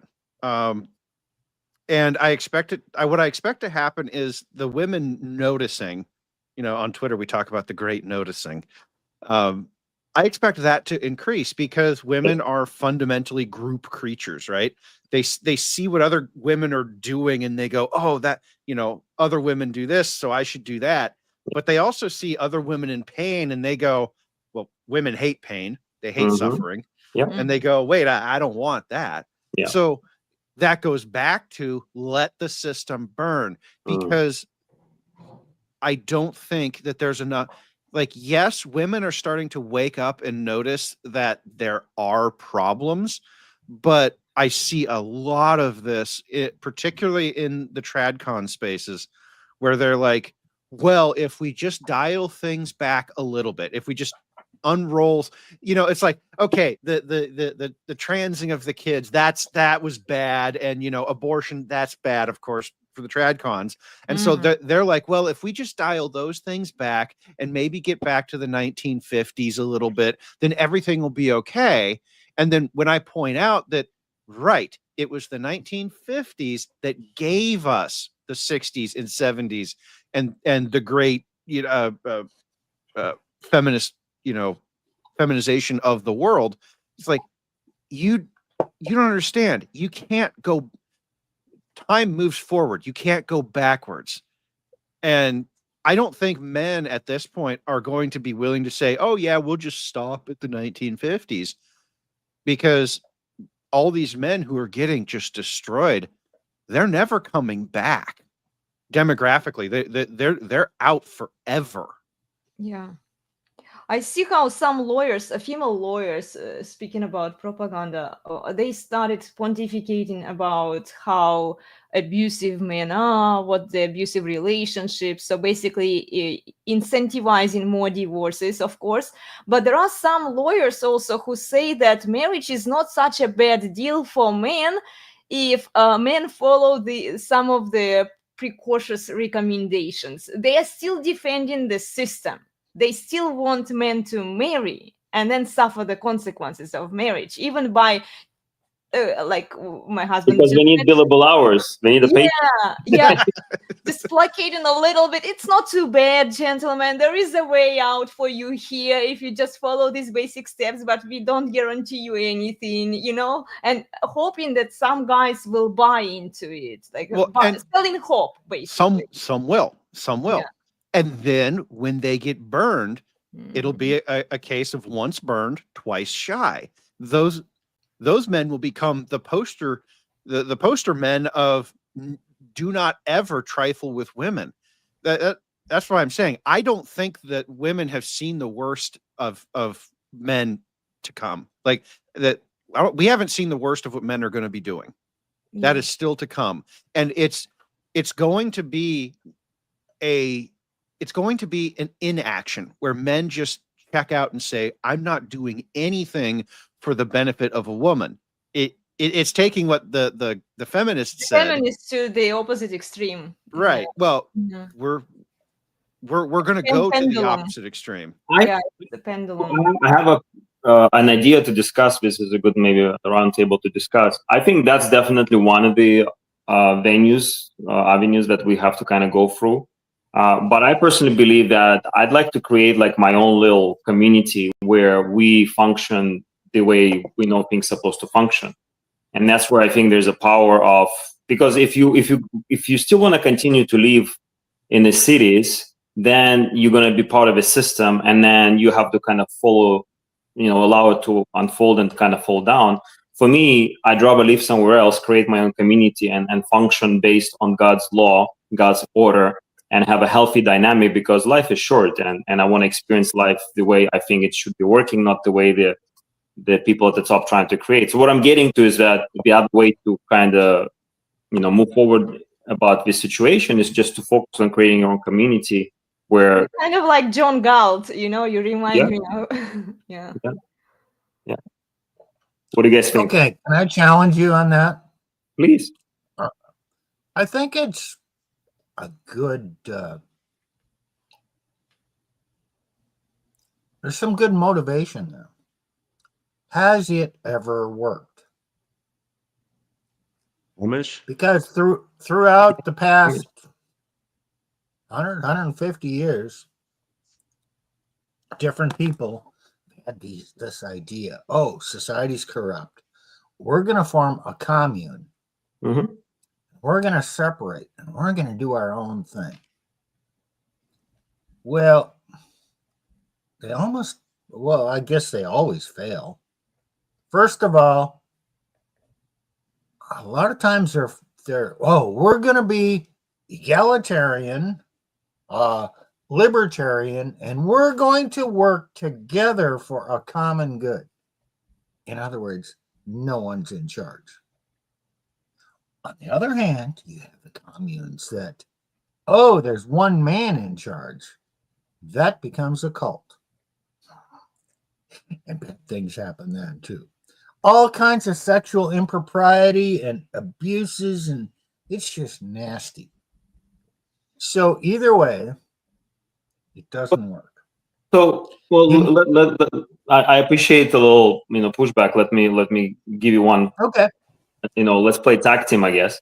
I believe that small communities work. What happens is that people in power try to centralize them on purpose, because that's how they can impose the lifestyle that will be congruent to extract the resources from the small communities. And the best examples we've seen in the last 30 years is globalization is the largest experiment that they're trying to do, and they're trying to corral not just the small communities but like massive countries. But to me, this is where I think, of course, there can be multiple different communities created.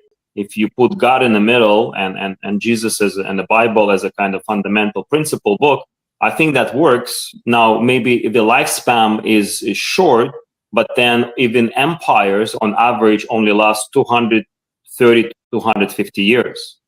So if we're coming from this place that, even in empires, which basically means multiple communities together have only lifespan of 250 years, then if we're talking about a small community of like 1,000 people, and even if it lasts only 50 years, well, maybe that's the last lifespan of that community. And that makes sense, because if you have a founding fathers for that community, they will be the best examples, as well as, caretakers and enforcers of the principles based on which that community exists. And unless they're very strategic to ensure that the inheritance pass on those principles and structure and everything else, you're going to start losing that culture. And to me, cult just means culture, right? It has principles and structure, and it just depends, obviously, the purpose and the fundamental nature of what you're creating. Who interprets God's will? Who interprets the scripture? Well, you usually have a pastor leading, right? The main theological... a pastor? Doesn't work. You're going to put it on the back of one man? No, Well, I mean, you have a that's the pastor that one leader. Mhm. And you know what? How many pastors are there out there who have big disagreements with other people? What happens if you start disagreeing with the pastor? No, it needs something much, much bigger. So, what was that? Well, throughout most of human history, it was either the Catholic Church or the Orthodox Church. They were the outside authority that determined the laws of morality. Now, you can disagree with them, fine, but know what? Their laws will govern. And, Protestants to some degree have the same thing. I mean, the Amish still exist because they ascribe to an authority outside and above what the local group is. Quickly, if I may, just to jump in with one point, I think Amish people, the reason why they're able to prevail against all of this indoctrination and sabotage of the lifestyle is because we have limited technology use. And this is actually a case study exactly where it's the technology that's kind of the underlying theme of subversion of people. And because Amish have very restrictive usage of technology, that's why they were able to persevere throughout these years. I disagree. The Amish and the Mennonite, some of them use a lot of technology. The reason it survives is the hierarchy and the fatherhood. Back to our original theme. Fathers are in charge. Patriarchy, yes. I agree. Well, yeah, and I enjoy this discussion. How do they evade the government, though? If that's what I'm wondering. I think self-reliance and then really keeping it like inside, like they have a close communities, right? So they rely very little on the outside world. They rely very little on the outside world, but they do pay taxes, and they don't use computers to pay taxes. They use paper, but they still can, and they still do. They don't make, their internal economy is odd to the government because they go out and they put up a barn in a day, right? Yes. Well, the community doesn't charge money for that labor. They just kind of do that. Yeah. So there's no transaction for the government to get in between, right? So that's how they do it, but they still do pay taxes.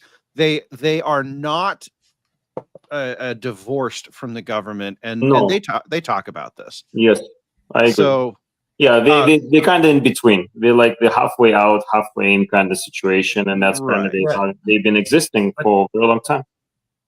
The Mennonites exist, and they use a lot of technology, a lot. So yeah, so then it's control within the family. Yeah, I 100% agree. It's the father's rules, and they stick to them. And yeah, like it's very patriarch culture, and obviously it works. It's a great example of the outliers to showcase what actually does work, and at the same time as you see the collapse of the the ones that are exposed. But you still have a point. You cannot survive in general, and certainly times of chaos, as an individual. Yes. Or as one man leading one family. You need to band together with a group of other like-minded people. Yes. And have your buddies, your friends, people you can call on, your extended family, whatever it is. So that's very hard to do in a city. A small town, not so hard. Yeah, this is my... So Miami's not the place for it. So South Beach is where I'm at. And the reason why I came down here is because this was the most realistic place for my children to come to be with me. This is literally the only... Well, there's also a lot of opportunities here to make business, to make the money. So I'm working on those things too. But the primary reason why I came down here is because both baby mamas been here, all children been here. So I basically created a situation where they could never say in the future that it was difficult for them to come to bring my children to me, because this was the easiest, the best place, the safest, everyone been here, and they still did not bring the children, right? So both mothers refused to bring the children to the place where it definitely could have worked.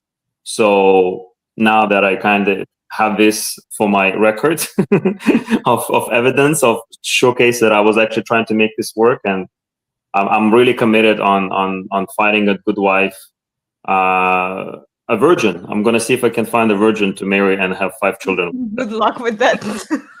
Yeah, I bet. Just go to the local virgin shop. Right? South Beach. Right. Well, So, yeah. if you're gonna manifest something, why not go all in, right?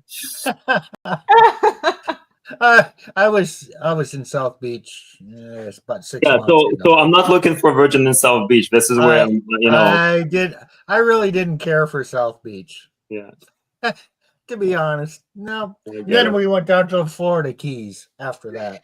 Yeah, I actually took a day trip yesterday with my friend. We went to Key West for a day because today. Yeah. You Key know, West I enjoyed Key West. go try a That was local fun. church. There are a lot of women who manifest their second virginity. So Right? Yeah, no, I'm not doing second virginity. We're only gonna do the natural original one, right? But that's funny how they do it. Yeah, it's I'm reborn in all the ways. I'm reborn. Yeah, it doesn't work like that, man. yeah. Well, just keep the body count. Try to be under 5, because after Yeah. 5, it's and up, it's like almost they have a very difficult Yeah. time pair bonding. So Yeah, no, so I agree. So I mean, again, what happened. I think God had a plan for me to have children with these women, especially my first one.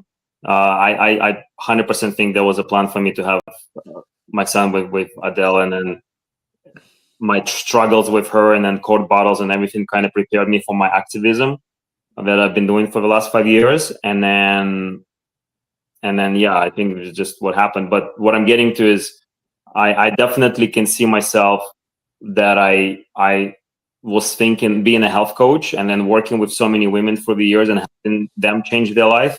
I thought I have extra powers to change the life of my future wife. And I failed miserably. And now I understand that you can't really change. It doesn't matter how good of a coach you are, you're still not going to be able to do it. And then I definitely disregarded, which I do believe 100% accurate. If a woman has more than 5 sexual partners, it will be almost impossible for them to stay happy and loyal in a marriage, because it's just, it definitely changes. And then I also subscribe to the notion too, and thinking more about it, is that especially if a woman had multiple sexual partners and obviously unprotected sex, part of that DNA is going to be inside of that woman. So then, your children not going to be 100% genetically yours too. Oh, chimerism? Microchimerism is the technical term. Yeah, okay. Mhm. Yeah, there's something to that. Yeah, for sure. Well, think about this: like all the vaccines that they do, there's some genetic component of it, right? Either animal or humans. And the new technology, mRNA, that they're pushing, the even extra technology. But at the end of the day, once you introduce somebody else's DNA into the environment of the other person's DNA, there's definitely some type of interaction happens. So, if a woman has multiple sexual partners with unprotected sex, she's been genetically modified multiple times. Yeah.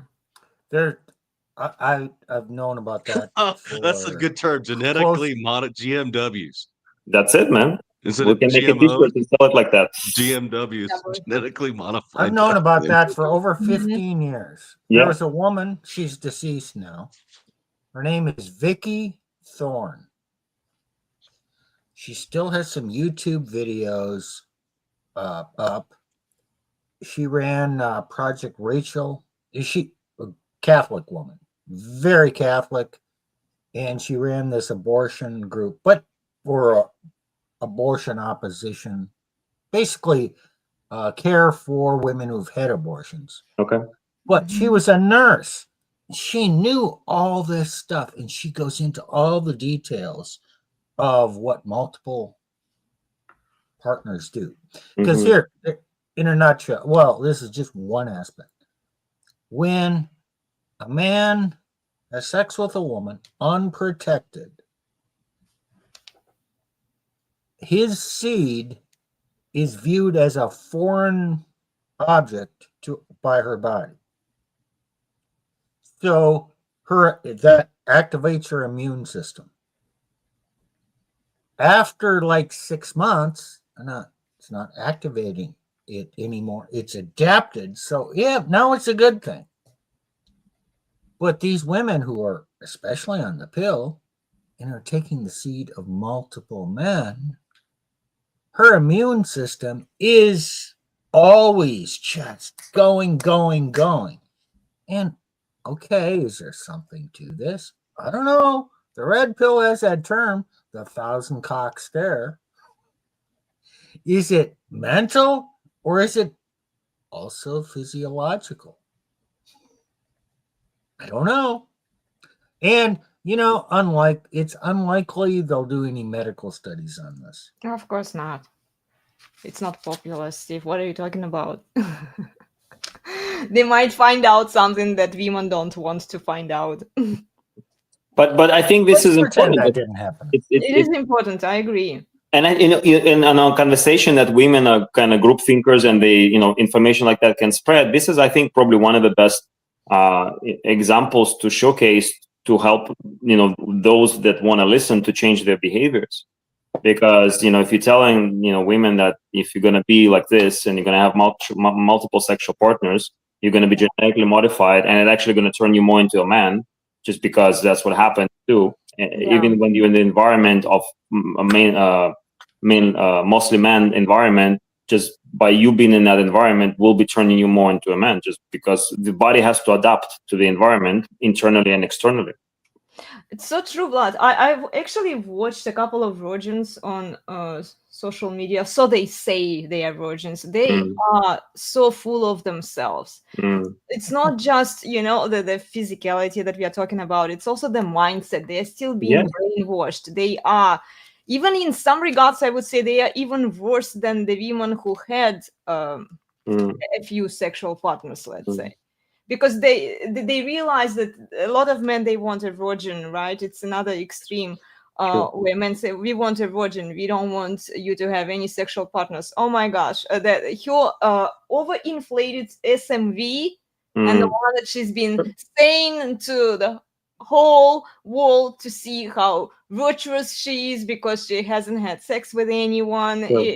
There are issues there too. Yeah, no, I get it. But that's again where you have to screen like anything else. And again, I was definitely careless in my choices of mothers to my children. And well, with the second one, funny enough, just what happened, like I broke up with her multiple times, but she was very committed to keeping me in her life, which she was successful eventually by getting pregnant and then, tie me in. But then trying to control my life, and I'm like, yeah, you're not going to control my life. So then she takes the children and goes to Canada where I can go.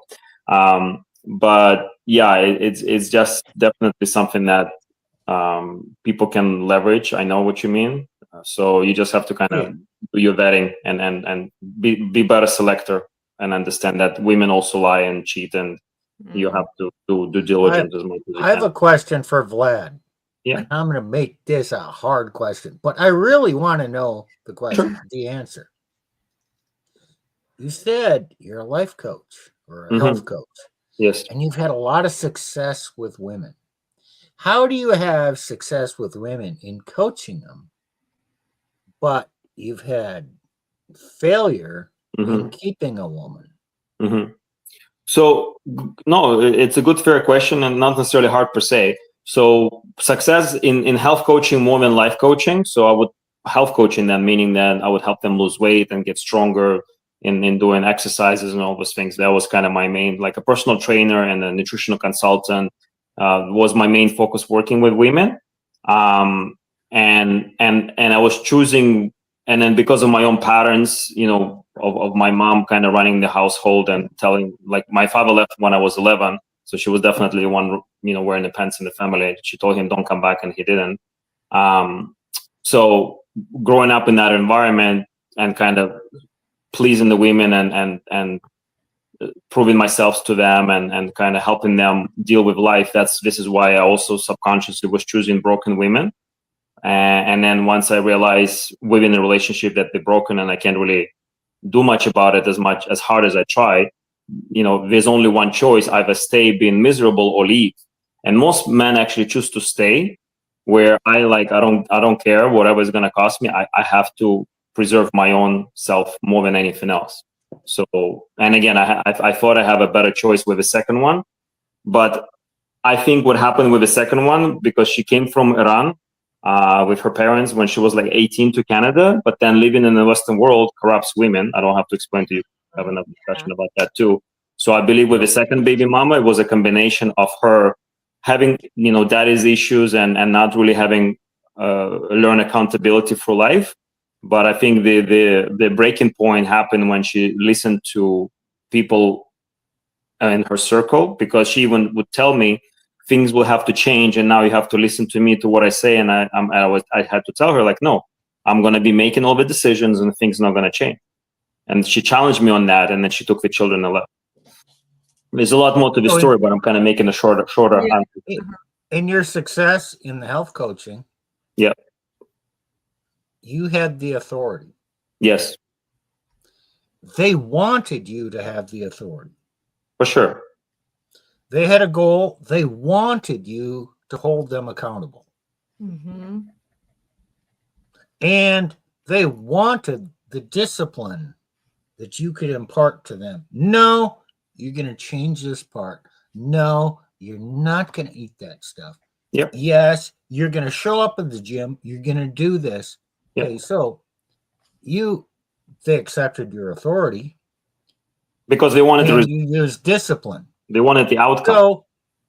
So I mean, that's really the two essential things in any relationship. The man has to have the authority, and impose the discipline. And like you say, if she doesn't want to abide under that, he's got no choice but to leave in our modern world, because he cannot use force against her. No. Yeah. Go straight to jail. Well, and then if she also gets the kids from the man, this is her weapon that she can always use against her man. Yeah. This is why I love kids. I wish we actually had kids, but it's kind of late now. But I don't like how women use children today. It's they don't want to stay in the family. A good mother would always stay with the father of her children, always, because she would know that this discipline, this correction, the authority that has in the family, it's good for everyone in the long term. Yeah. Regardless of how she feels about the man. Yeah. She decided to pop up the baby from this man. She has to commit to him. She has to stay with him. I don't care how she feels about him. Oh, but he's abusive. I don't care. You chose this man. Yeah, but unfortunately, the society, and you know what? I literally have like the best case study. I'm trying to get to, maybe you can help me, Elena, to get on Pearl's show and a few other influencers that are understanding this traditional mindset. Because I'm coming from Canadian freedom movement. I was like one of the main guys leading the whole movement in Canada. And all this freedom women that we have in Canada, I'm shocked still now, faced with the truth that they are all covert feminists, because all of them support the mother of my daughters because she's a woman.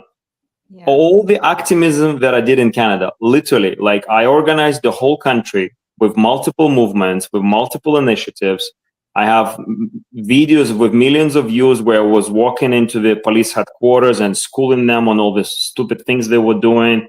I was going to the gyms and food courts without vaccination papers and empowering people to do the same so we can be disobedient to all that nonsense. All those things that I've done meant nothing because the woman said that I was abusive and she had to leave. Mm-hmm. Yeah. Yep. This is what happened to me, right? Bingo. Yes, exactly. Oh, yeah. Happened to me, happened to Steve. Yep. Yeah. Yep. I understand absolutely, totally. Right. So yeah, it's an interesting world, and yeah, like I mean, we need that discipline, and yeah, I think anyway. So my solution is to create my community and bring good people together, and we can create our own little, life the best that we can while we still have time on this earth. I would say Tacticus. the objective on the resurgence. We're just trying to get the truth out there to men. Yeah. So they understand the playing field. Yeah. And, if they want any personal advice, yeah, okay, we'll give that. We haven't been approached for that. But we're just trying to get the truth out there. Not lead a movement. Just create the dialogue and get men thinking and talking. Yes. That's our approach. I mean, your approach is different. I have no problem with that. Mm-hmm. It takes a lot of men doing a lot of different things, parallel things, I agree. supportive to make this change and to kind of keep us ready and safe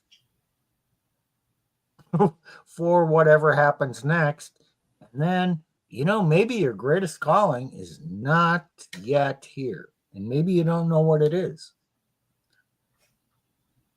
Maybe God has even bigger plans for you. You never know.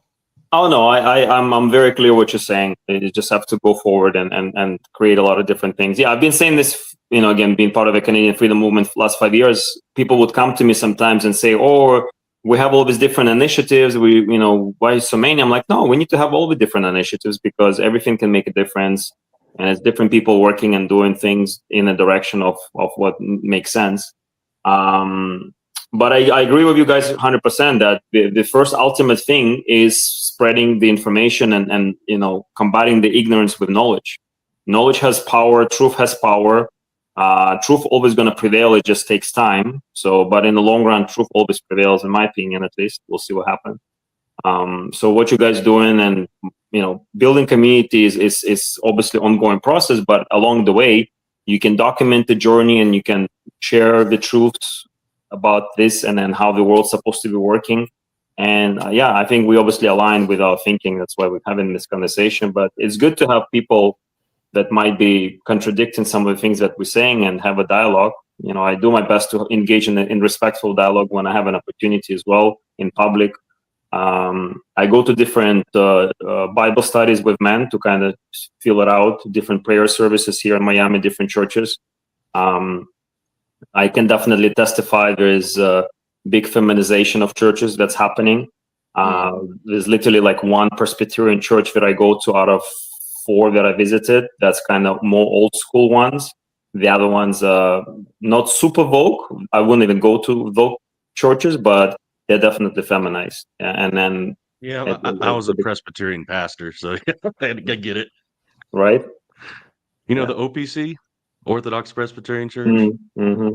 I was a pastor in the Orthodox, and I started talking against feminism. They threw me under the bus so fast, you didn't know what happened.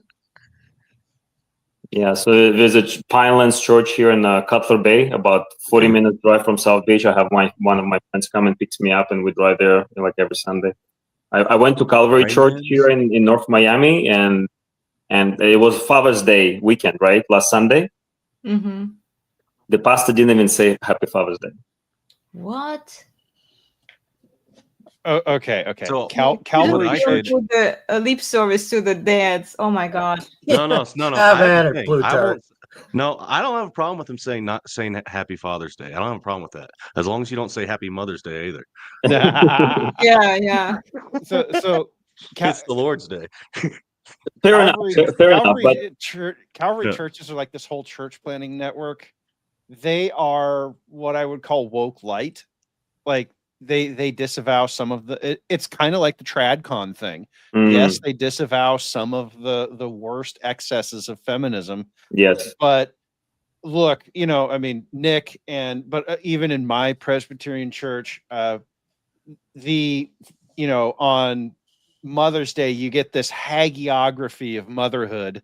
Sure. And then on Father's Day, it's, oh yeah, by the way, men, you know, good on you. Now let's talk about something else, right? Oh, take your women to the place where they want to go. I see it all the time. It's a Father's Day. Father is supposed to decide what he wants to do on a Father's Day. Maybe he just wants That's to one day when a man is allowed to make decisions. Exactly. Hilarious. And then yet I see women, oh, let's take him there. Let's go there. Let's decide for him. Cool off your jets, ladies. It's not even your day. Yeah, it's pretty pathetic. But men allow it because, you know, they just, like I said, like most men, if it would be in the situations that I was the first time and the second time, they would stay. And I refuse to be miserable. I just refuse to. I try as long as I can for the benefit of my children, but at some point you have to like just move on because like you only have one life. Yeah. That's what I'm facing. 100%. Yeah, I got 7 kids, and I've been pretty much alienated. Supposed to get them 1 weekend a month. Doesn't really happen with my job. Probably won't happen. That's nuts, man. But I can't even imagine. 5 Like hours away. Live 5 hours away. You know, it's just 5. what can But then you work remotely, so it's even further. Yeah, I'm not. let's face it, it's for your benefit. We're doing you a favor by keeping your children away from you, right? Yeah. This is the narrative that they want you to buy into. Or like serve them better, be a better servant leader. Yeah, no, but I'm being very sarcastic, Nick, of course. And it's just how they're thinking in their head, you know, like they're doing you a favor by putting you in this situation. This is how my probably both baby mamas thinking that, you know, they're keeping children away from me and it's for my benefit. I mean, they say this in court, and I say this, like, it doesn't matter how much is a BS, they have to believe it to some extent to say it, because if I'm really saying BS, I can't even say it. I mean, people are different, I understand, but I think most of the time, you know, especially these women, they do these evil things using the children as pawns. Like they're your children too, and you go into this extent to use them as pawns to hurt the man that you don't like anymore for whatever stupid reasons. Exactly. But I mean, it's just like, the nature is just incredible. But I lost train of thought. I was going to make a point there, but yeah, it's just like, it's incredible to witness this evil. And oh yeah, I was going to say that they still justify it in their head somehow. I truly believe if somebody is doing something for a prolonged time, like if you do it once, like randomly, fine, whatever. But if you so deliberate in your actions with such a malicious intent, you have to justify it in your head somehow to make it sense in your head. Vlad, it's a strategy for them. This is how they get paid, you know, through sure, I get that. But in my case, there's no money. Like I purposely have no money. I have given nothing. Like my son's mother, she's basically want me to give her $250,000 Canadian dollars for the last like 5 years of the battle for me to get my own son back. And I'd send you the article. They took away my son initially because I was protesting. They claimed I was unsafe for my child because I was organizing protests 5 years ago. Wow. Right? So, okay, I've been around in the red pill. Well, I first was there, I don't know, 2008, 2009, maybe 2010. You know, I started moving into it. There was a big thing they called back then the rationalization hamster. How women can do anything and rationalize it. It's like she's got a little hamster running in a wheel up there, figuring out how to rationalize everything.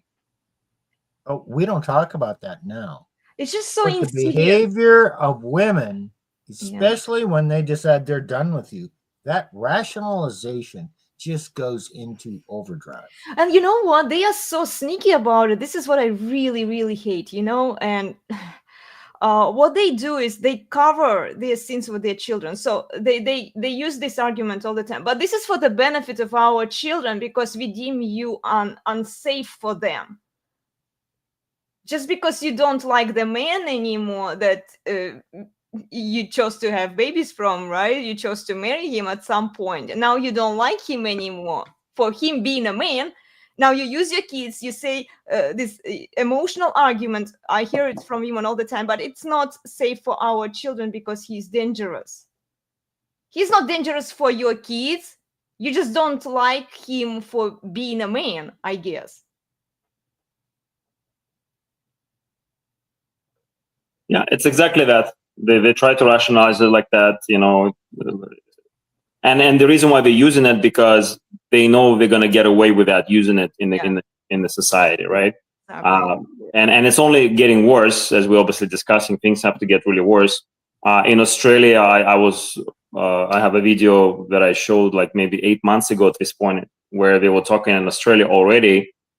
You can be if a woman goes into the bank and says my boyfriend is conducting financial abuse against me, they can froze guy's bank account just because the woman claimed that. That's it. This is just crazy, without any evidence. Nothing. And like no court decision just because she claimed that.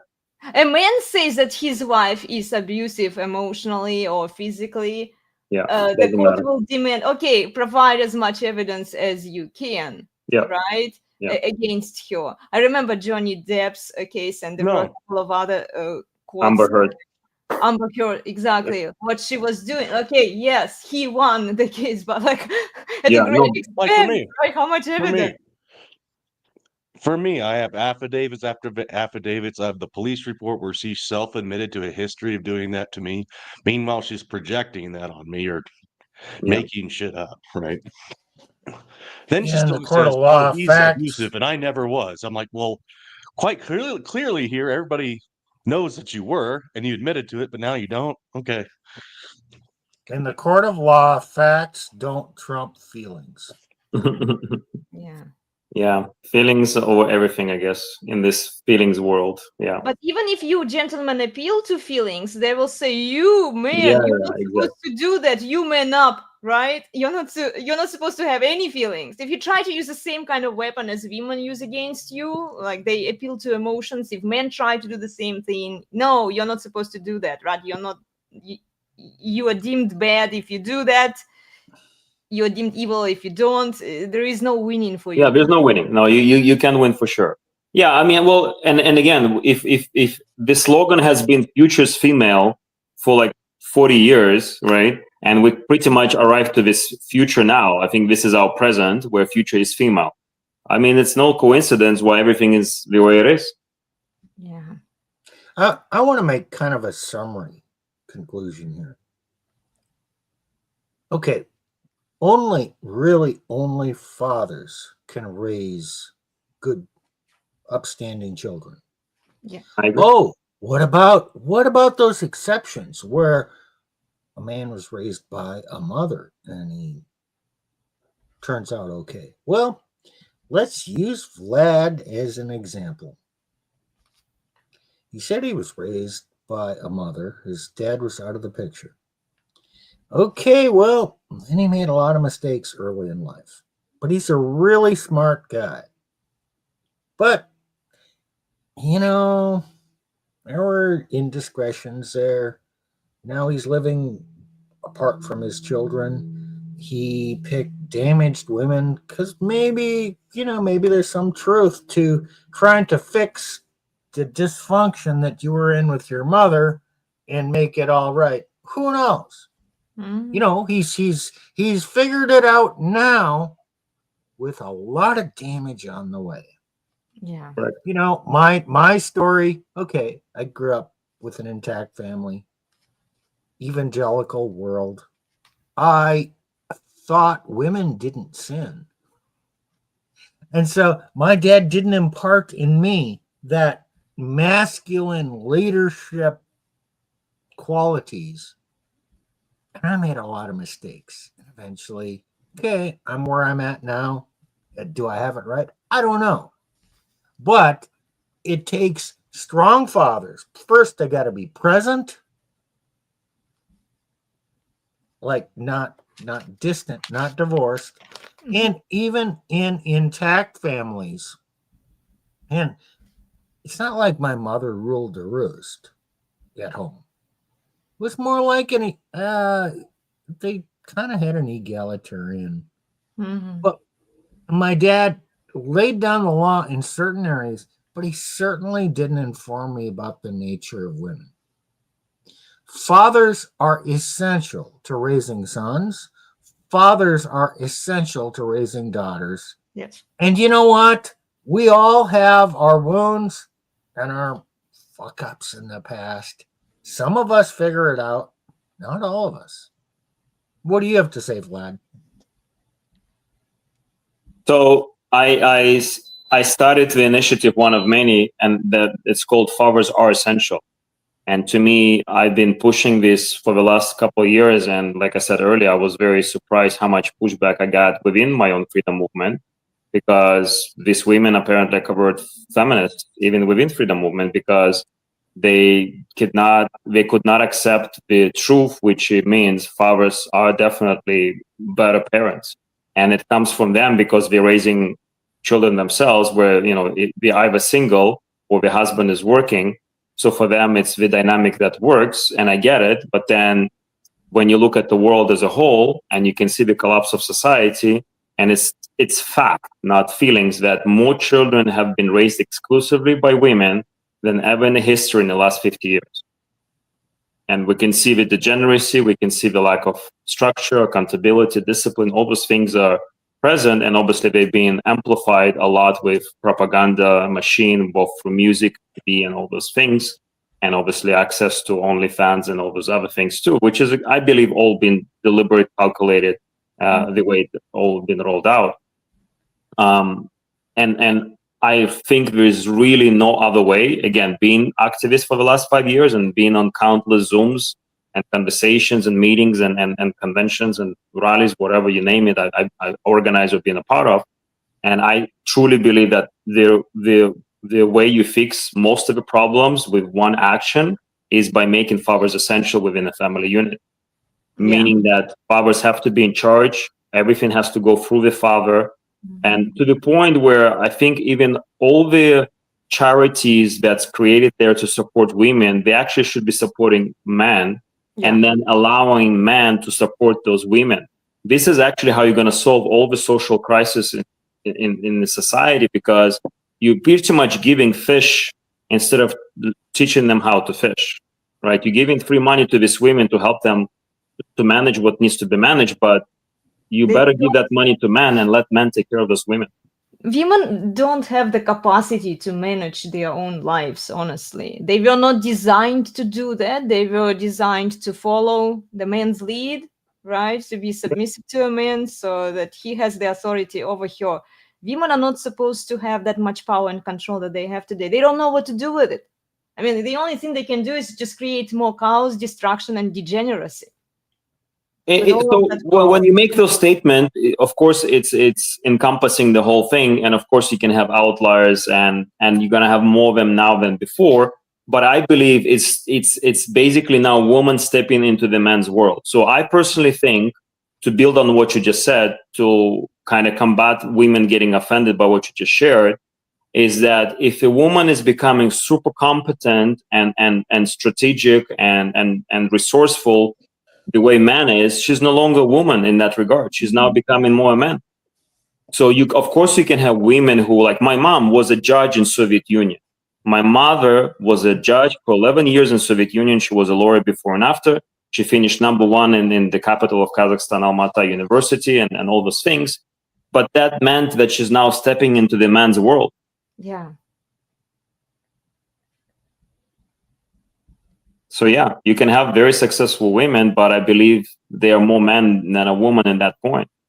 Yeah, they are successful by male metric, not by, exactly. by the feminist metric. They are successful. You know, like they are independent. They don't need a man. They don't rely on one man to take care of them. But it's not feminine, right? Men don't want to marry. Usually, men want a feminine woman who does feminine duties, right? I call it an abomination. I don't believe women should be civil magistrates. I call them abominations. They're cross-dressers, acting the part of a man, usurping authority that God has vested in the male. For sure. Vlad. Yes. Was your mother a happy woman? given all her power and success? I mean, she's alone, and like my brother is looking after her in Moscow, and like I don't even talk to her because she's taken the side of my daughter's mother that I should like comply and obey her. I'm like, no, I'm not doing that shit. Mean woman. Yeah. It's interesting how women, like single women, especially older women.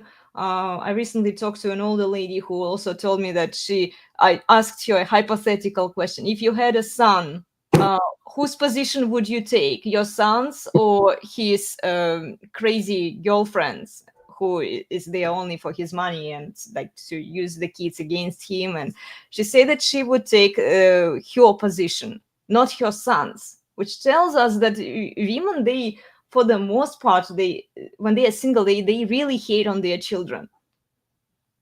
I mean, they don't care. They don't care about. Oh, they hate on men, exactly. They are because they are women. They might understand their daughters better, right? But then they really don't care about their sons, and this is frustrating. It is. I mean, I see some content on social media created by mothers of sons specifically, and they're saying that, you know, I don't want your dusty daughter around my son, so you better raise her well. But I again, I mean, I have my personal example. I don't have to go far, and that's just because. And for my personal example, it's crazy because the first baby mama, my son has been completely alienated from this grandmother, my own mother. And I'm trying to explain to my mother that if she's siding with my second baby mama, she's actually agreeing with the first one too, which she doesn't, right? So she literally put herself in the corner where now she's agreeing with the first one, where she obviously didn't before. But like I choose not to fight anymore because it's just too much. I'm like, you do you, I do me, I do what I can, and I just have to move forward. Yeah. But yeah, I think Nick, you and I, we should do like a whole discussion, sharing our stories, because I think people should learn from us in the current situations, and just yeah, I'd like to do a conversation with you too, and then I believe that definitely raising fathers to support each other is the quote unquote antidote to this virus that's been spreading. I don't think anyone else can really turn this around. But at the same time, I also think that anyone that's trying to save the system, it's a lost cause. And in fact, we're going to be prolonging the suffering, trying to preserve the system that's not even functioning at all anymore. Yeah. You're just kicking the can down the road. Yeah. You're prolonging the suffering versus you can have a lot of suffering in a short period of time, or you can have prolonged suffering and you still go through that terrible point regardless. But Nick, prolonged suffering doesn't it feels better, right? No. I know, but like in a like I said, like I told my family, like I've been dragged through this thing for like 2.5 years, and I'm still going through it, right? I said I would have rather just been taken outside, you know, beaten to an inch of my life, right? And be done and with they it. just took half my crap in like an instant, and I could at least move on. I agree. I agree. Yeah, and I think most men are like this, because like this daily struggle is just, and that's why so many men kill themselves, right? Because they just can't handle it, because it's just so bad. Like every day you have to grieve your children, and every day you're thinking like, what's the fucking is the point? Sorry, what's the point of all of it? And it's just like you're just trying to make sense. And then what helps me, Nick, is that I choose not to be a statistic. Like I said, most men kill themselves in these situations. And I'm like, no. And then if I'm promoting to be a pro-life father, I also think that devil is desperately trying to abort us before we are born.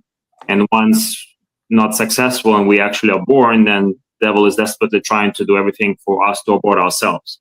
Like I look at the suicide as a self-abortion. And I think this tagline of pro-life father can help both to make men responsible for their choices, because obviously, you know, if we truly want to fix the situation, I think the faster way to fix the situation will be to get men under control. And it's kind of happening. They're just not having sexual relationships at all anymore. Because if a man's not going to have sex with this woman, we're not going to have children, right? So we can kind of help reverse this process by educating men to make better choices and not succumbing to the evilness and conniving nature of a lot of women that they're going to be facing in life, and really making a better choice. And again, there's no guarantees, I understand, but still, at least if you can make better choice from the beginning, you have more chances to make it work. Very good. Yeah. So, anything else, guys? I think we're good. Interesting conversation today. Thank you, Vlad, for joining us. My pleasure, guys. Thank you. Really appreciate this. I enjoyed it. Yeah, me too. It was a good one. Vlad, do you want to share where people can find you? You have a YouTube channel? I have a couple of YouTube channels, but I haven't, I use my Facebook as primary one, but I'm definitely been thinking of switching more to YouTube because Facebook changed the live stream settings, whatever. But the best way right now is just if you go on my website, coachvlad.com, which is linked to my book pre-sale that I'm going to be releasing very soon. You know, it's a labor of love, definitely my first book, but it's coming up. So people can pre-order the book or even just get on my mail list for the first page that they can do. And yeah, on Facebook, I'm Vladislav Sobolev. You can find my picture of my son there. And then on Instagram, I'm Coach Vlad. Those are kind of the best way to follow me. Everyone's telling me to get my TikTok going. I have tried a couple of times, but not super on it. So, but yeah, the website, coachvlad.com, and then Facebook and Instagram, kind of my main go-to right now. Awesome. Well, we hope to have you back at some point. Love to come back. Thank you. Yeah, and yeah, thank you, everyone. Thank you, Tacticus, for your comments. I did flag a couple of them. I did star them, but we will get back to them. Oh, here, Tacticus was asking, Amish marriage quality is better how? No sex as Amish marriages? No one knows the data on that one. Yeah. And but I mean, I think it's working because we have children. So obviously, if you have children, then something is happening. Yeah, exactly. But then do they only have sex with you just so that they can get children from you that they can use as an extraction tool to get more results? No, well, they don't have in their Stop culture. talking They don't about have my divorce. story. I am, yeah, kind of. So again, there's no good data on it because they're still a relatively closed culture. Yes, they interact with the outside world just as much as they have to keep the outside world away from them. Yeah, and I think that's the strategy you're seeing a lot of men take in general. Yeah, I think that's the way to go. And then another comment that he left. Tacticus leaves us very good comments, guys. Sometimes we don't we are so into the discussion. Minority leadership is delusional against majority systems.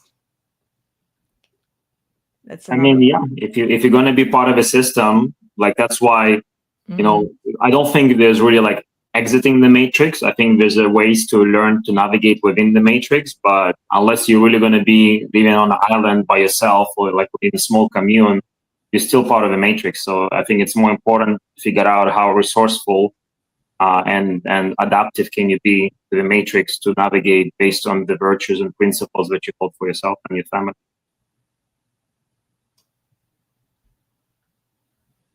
Yeah. Well, anyway, guys, do you have any thoughts, final thoughts? Okay, I think that's... I think we're good. It was a good discussion. Everybody. Awesome. Okay. Thank you for coming on. Yeah, thank you, Vlad. We hope to see you next time too. Take care, everyone. Thank you so much for joining. Please subscribe to Vlad's channels. And remember to please like, share, and subscribe. We appreciate your help and support. Share this live stream with others. And let me share with you quickly the schedule. Guys, what are you doing on Wednesday? I'm leading it on Wednesday. Uh-huh. And what? I'm going to be going through stuff that's happening in China and how our future revealed from elsewhere. Mm-hmm. That's my title. So the occurrences there, how men are dealing with women, what's happening in all kinds of things. I think it's coming here. Maybe not. You can hope not. But let's learn some lessons. Because it's not the people that determine what happens. It's their feelings and their occurrences and their motivations. And if the same shit happens to us as happens to other people, probably we're going to react in the same way. Interesting. So it's going to be connected to China, right? The next one. Yeah. Mm-hmm. So please join the Resurgence of Sanity, guys, on Wednesdays actually at 5:45 p.m. Pacific. And then we have these deep dive conversations. If you'd like to debate us or talk to us, reach out. You can always send an email to elenasbarre@gmail.com. We will have you on Saturday, and we'll talk about interesting topics. And then from Mondays to Fridays and Sundays, join me for regular workouts. And on Sundays, guys, I play the piano, where you can request some songs for me to work on. And then if you'd like to dive in deeper into your health and your well-being, I have a cross-training fitness program for you on Udemy. Then I have a lot of workouts for you on Patreon. And please go subscribe to Elena's Barre Substack. Sometimes I write articles as a summary of our interesting discussions here. Okay. So yeah, that's about it. So I'm looking forward to seeing you on Wednesday on the Resurgence of Sanity, guys, YouTube channel. And yeah, have a wonderful day, everyone. Thanks so much for joining us today. Take care. Bye. Elena's Barre, the best place on the internet, the very best by far.